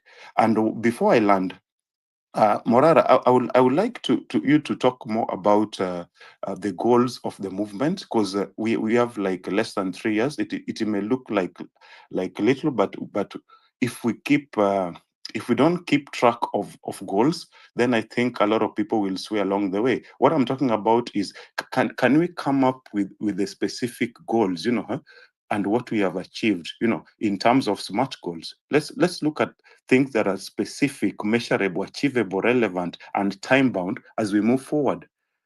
We have seen all your dossiers and documentaries, which are, that is the reason why people like us in the diaspora, that is what we see, that's what people see, and no one is taking responsibility. I'm sure this makes you angry. I know this makes you angry because people take it like a movie, like just anything else, like reality. I mean, nothing is happening. Even I heard someone say that Morara will just talk and expose all this, but nothing is happening. No one has been held accountable, Morara. So my question also is, Morara, how does that make you feel? Do you think that Kenyans have not suffered enough for them to show up? What do you think? Because sometimes I tend to think that hatujafikiwa watu, the middle class is a weak link. As long as they can afford some bread and some 2 meals a day, they feel they're okay. I honestly feel that watu wakifinywa vizuri na Ruto, especially in tax, watu watatokea. People hawajafikiwa. Sometimes I feel like this is my own personal opinion. Kwa sababu, honestly speaking, look at what's happening. Look at NHIF cash that was stolen. Hospitals are owed by NHIF. Then they cover that up and bring a new thing that is not working. And Kenyans are not angry enough. We are like that tick that is sucking a cow, but we have no idea the cow is dead. It's going to take some time for some people to realize that the cow is dead. When you realize there is no more blood from the cow and you're the tick. So that's my landing for now. And thank you once again for this space and all the listeners, and God bless. Thank you, Afromambo. Just to respond to this is Darwin talking, Dr. Darwin. Morara is having some little issue about his voice, but he's bringing it on back. Morara is available now. He's available now. Morara, you can respond to He Afromambo. first asked me how I feel. Eh, bana, I feel angry. Guy. I feel very angry. In fact, many times I have to be controlled. I have to be controlled by my family members, to be controlled by my team members, because I do this thing paka nasikia sasa nimekuwa depressed mimi mwenyewe. It's like walking in a mortuary and seeing dead bodies. You never get used to it. It traumatizes me every day. And then now what annoys me more is to see people cheering and clapping for the same people who have put them in that situation. Sasa nashindwangwa ni nini, ni uchawi gani hawa watu wanatumia for sure. But I've come to understand that Kenyans have been through a lot, and they have come a long way in terms of being misused and used. So Kenyans are like those people who are in a narcissistic relationship. They are like that girlfriend who is in a relationship where she's being cheated on, and she's saying, "What if I'm the one making him cheat?" Yeah, so that's the situation Kenyans are in. They are in the Stockholm syndrome where unaonea huruma yule ambaye anakutesa. What do we need to do about it? My short answer to it is civic education, because I keep saying this, but some people keep disagreeing with me that removing Ruto is not the solution right now. The solution is civic education. Why? Because you remove Ruto right now, even if you put, say, a council, a transitional council. The transitional council can only have a term of maybe 3 months or 6 months. After that, we are a democracy. We must have an election. When we have the election, and these are the same Kenyan electorate that are going to vote in that election, you can remove Ruto and have Gashagu as your president. You can remove Ruto and have Waititu. I mean, you can have the most ridiculous, you can have Didmas Baraza for sure, because Kenyans vote for mediocrity, and then they celebrate it, and then they clap and cheer for it. So we must do very serious civic education. We who are in the know must go to the ground and educate people in the ground kwamba mumebeba ufala for too long, tafadhali amkeni.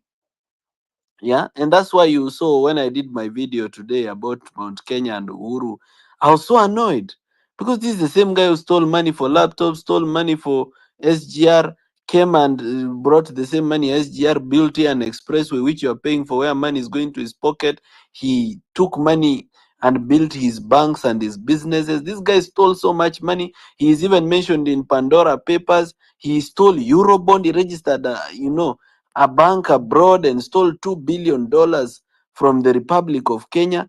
This guy is a thief par excellence. That is why when Ruto came to power, Ruto didn't follow up on what Uhuru stole, because they were stealing together. When the Gen Z happened, you hear Raila saying ati rafiki yangu Uhuru alinipigia simu akaniambia tafuta Ruto muongee na yeye. Why would Uhuru call Raila to tell him aenda ashikane na Ruto? Because they are one dynasty. Kenyans, we are the food. We are on the menu, not on the table. We are the ones to be eaten. So they reached a point and said, we should stop fighting, otherwise our food will run away. So when I see Mount Kenya people cheering Uhuru like a hero, I'm like, what the hell? This is the same guy I want to arrest. If I'm given an opportunity to be a president in Kenya, this guy should return every single penny. Kenya, I may earn, if it is his company, let's say Brookhouse International School or Brookside, if he earned his money well, sina mambo nayo. Lakini yenye imeibwa, hiyo inarudi. Even land, which he didn't buy, he grabbed. Hiyo inarudi yote. In fact, we should not even finance our budget using our taxes. The 5 years, we should finance it using proceeds of corruption. That should finance our budget. Sasa nashindwa, basi sasa mbona mnichoche hapa ati Morara wewe simama tutakupigia kura. Nisimame mnipigie kura, nikishika Uhuru ama nikishika Ruto mseme ameshika mtu wa kabila yetu. Sasa haja gani? Si afadhali muachane na mimi nipumzike, because me I don't want to be useless. I don't want to go to a seat and just be there doing nothing. I want to go there and do things. I want to make stuff happen bana. I want heads to roll. Didmas Barasa kwa hapa anaturingia vile atakuwa gavana wa Bungoma na ameiba pesa yetu mpaka amenunua helikopta. Sirisi ya MP hapa Waluke alikuwa anasema ati mtu akirekod video kwa Facebook kama WhatsApp akisema yeye ni mfisadi ati atampiga mpaka apitie kwa dirisha. Can you imagine a person ametuibia and he is that arrogant? Anaweza he talks back to us in a condescending attitude. Just yesterday, not yesterday but the day before yesterday, I came back from Kwale. Nimefika kwa airport, I meet Alfred Mutua. Then Alfred Mutua has the temerity, the confidence ya kuanza kunisomea. Can you imagine? I meet Alfred Mutua at the airport, a cabinet secretary ananisomea. Because I was with my wife and children, niliamua sitamjibu. Nikaingia kwa gari nikaenda. But I really had a lot to say. And I regretted not saying it. Kwa sababu huyu ni mtu ningesimama tu for 2 minutes, nimpashe tu very proper. Nimuulize, wewe kwanza rudisha pesa ya Masi Stadium 50 million. Na urudishe pesa ya Kinyui Stadium 49 million. Na urudishe pesa ya Mavoko Stadium 50 million. Na urudishe 100 million ya kujenga sijui Governors Lodge in Matu. Yaani ile mchezo inaendelea Kenya, mimi saa ingine nasikianga hao watu washikwe wote wawekwe jela. And we should not be joking with these people. Let's not tolerate mediocrity. Let's not tolerate mediocrity in leadership. Hii mambo ya kuniambia sijui nini, forgive them, leave them alone, they served their time, let them rest, let them retire peacefully. Uhuru alimaliza term yake, pesa yetu iko wapi? Gachagua has already been impeached. He can never run again. Leave him alone. Let him enjoy. Enjoy what? Yet the guy owes Kenyan 7 billion shillings. Yenye imeibiwa kwa different counties including Bungoma County. Anapumzika kwa nini? Why? Si arudishe basi aenda akapumzike. So is this the same thing you Kenyans are planning to do with Ruto? Ruto tutamtoa kwa uongozi alafu mseme alifanya kazi yake, wacha mzee apumzike. Hakuna kitu ya kupumzika. Watu warudishe the 10,000 acres yenye Ruto wako na arudishe hiyo ya Taita Taveta. If he acquired it legally, it's okay, that is his land. The 6 aeroplanes Boeing 747 yamenunua, aeleze vile alinunua. If it makes sense, sawa, but anything that has been stolen as proceeds of corruption, including Murkomen's belt, including Oscar Sudi's watch, those things we must create a national auction, tuuzie wanamuziki, tuuzie musicians na wasanii wavae hizo watch za kina Oscar Sudi. Mtu asituibie na atuonyeshe kiburi. I mean, how can people be suffering in Kenya, dying in hospitals? Children are unable to go to school. Youths don't have opportunities. Watu wanahangaika, yani people are poor. Even people who made wealth during Kibaki's time, they've lost their wealth. Ulikuwa na ploti 2, umeuza moja kupeleka mama hospitali. Ulikuwa na gari, zote zimekujiwa na bank. Na hiyo bank inakujia ni NCBA ya Uhuru. Na yeye ndiye alikuibia pesa akakufanya maskini.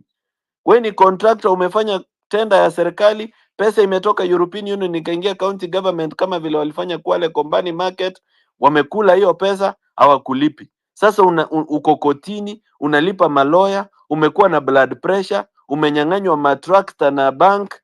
What is this? Why are we tolerating this? We should not tolerate hii mchezo, by the way. Now we have in our parliament wash. Watu ati wash are members of parliament.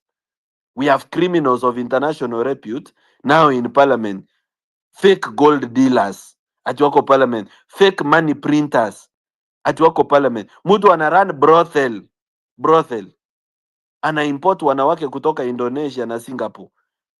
Ati sasa ako bunge. Anatengeneza sheria gani? Bana, ile mchezo inaendelea Kenya saa ingine inanifanya nasikia kuwa wazimu. Let us just say this. It has come a time when this joke must come to an end. This joke must come to an end for sure. We must finish this joke. Anybody mwenye alikula pesa ya CT scan machine, watu wanaenda hospitali, they cannot be imaged. Mtu mwenye alikula pesa ya x-ray, wenye walikula 3 billion yenye ilikuwa set aside ya MRI for all level 4 hospitals, bana chuma chenu kimotoni. And people should stop saying at, oh, Morara, you need the support of some of these people, these are the people that can finance you. Mimi afadhali niitwe conman na Wakenya, nichangi wangu hiyo 100 200 500 600 1000 2000 kuliko nipewe pesa na Uhuru, then Uhuru owns me like his bitch. I become a leader, then I'm bendovering for Uhuru.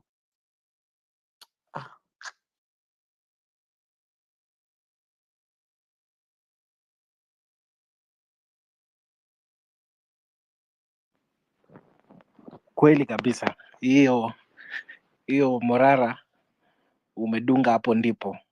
Maybe we can get few speakers before we just wind it up. Acha ni kindly take like 2 minutes, then we will have closing remarks from Morara. Let me start by inviting Nairobi Badman. You can unmute. Yeah, thank you very much. Yes, I'm Morara. I've heard about you, yes, and there's some things that we should not tolerate. Yes, so guys, as much as we are talking about tribal game plan, yes, as much as we are talking about civic education, yes, what are we also doing about it? Yes, meaning, all of us cannot sail in one boat.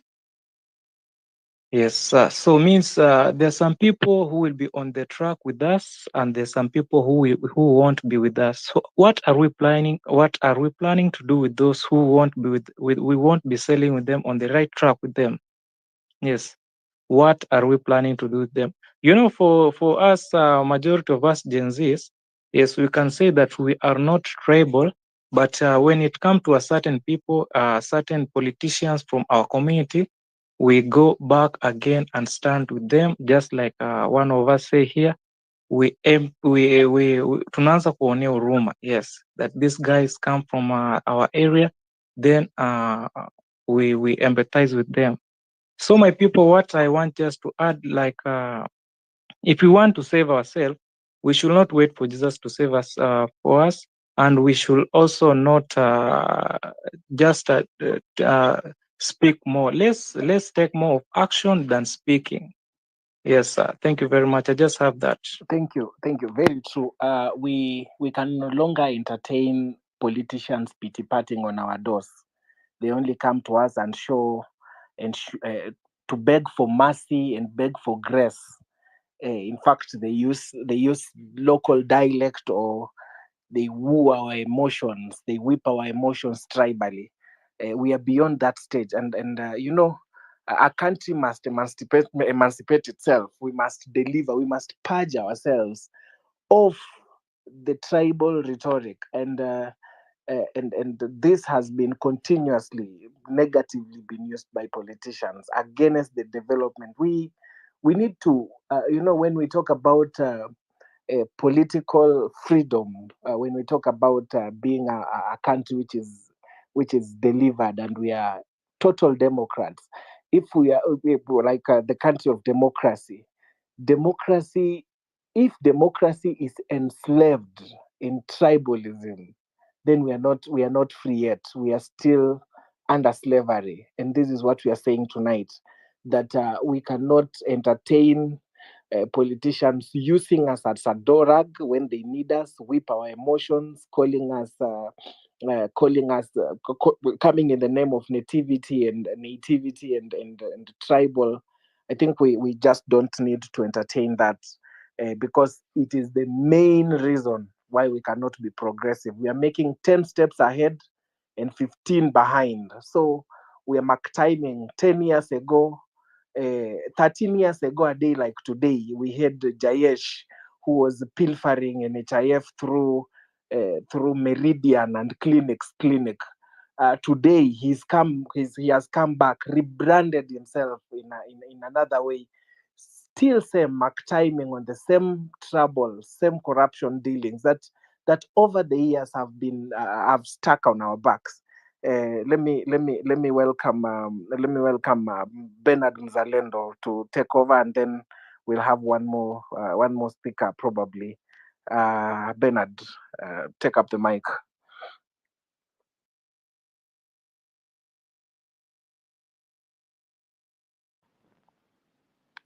Bernard Mzalendo. Okay, as we wait, maybe we can have Sula centric. Hello. Hello. Yes. Karibu. Good evening. Good evening.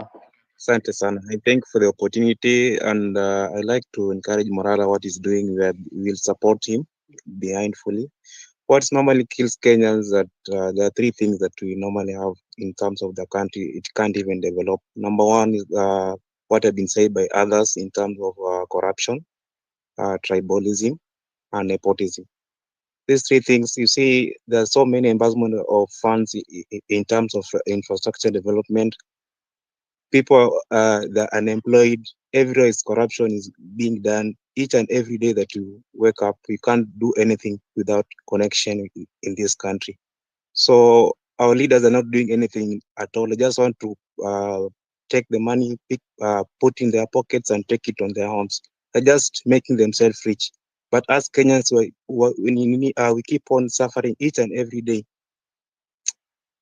That's why everything is just a mess in this country. We can't do anything. It's just unfinished kazi ambazo hazijamalizika, kazi pesa zimepeanwa kufanya mradi tofauti tofauti. Just like Morara says, wizi bila kazi. Just try. Any Kenyans say just like that. Just want to push more. Thank you so much. Thank you. Yeah, thank you. Yeah. Thank you so much. Let me welcome Bernard.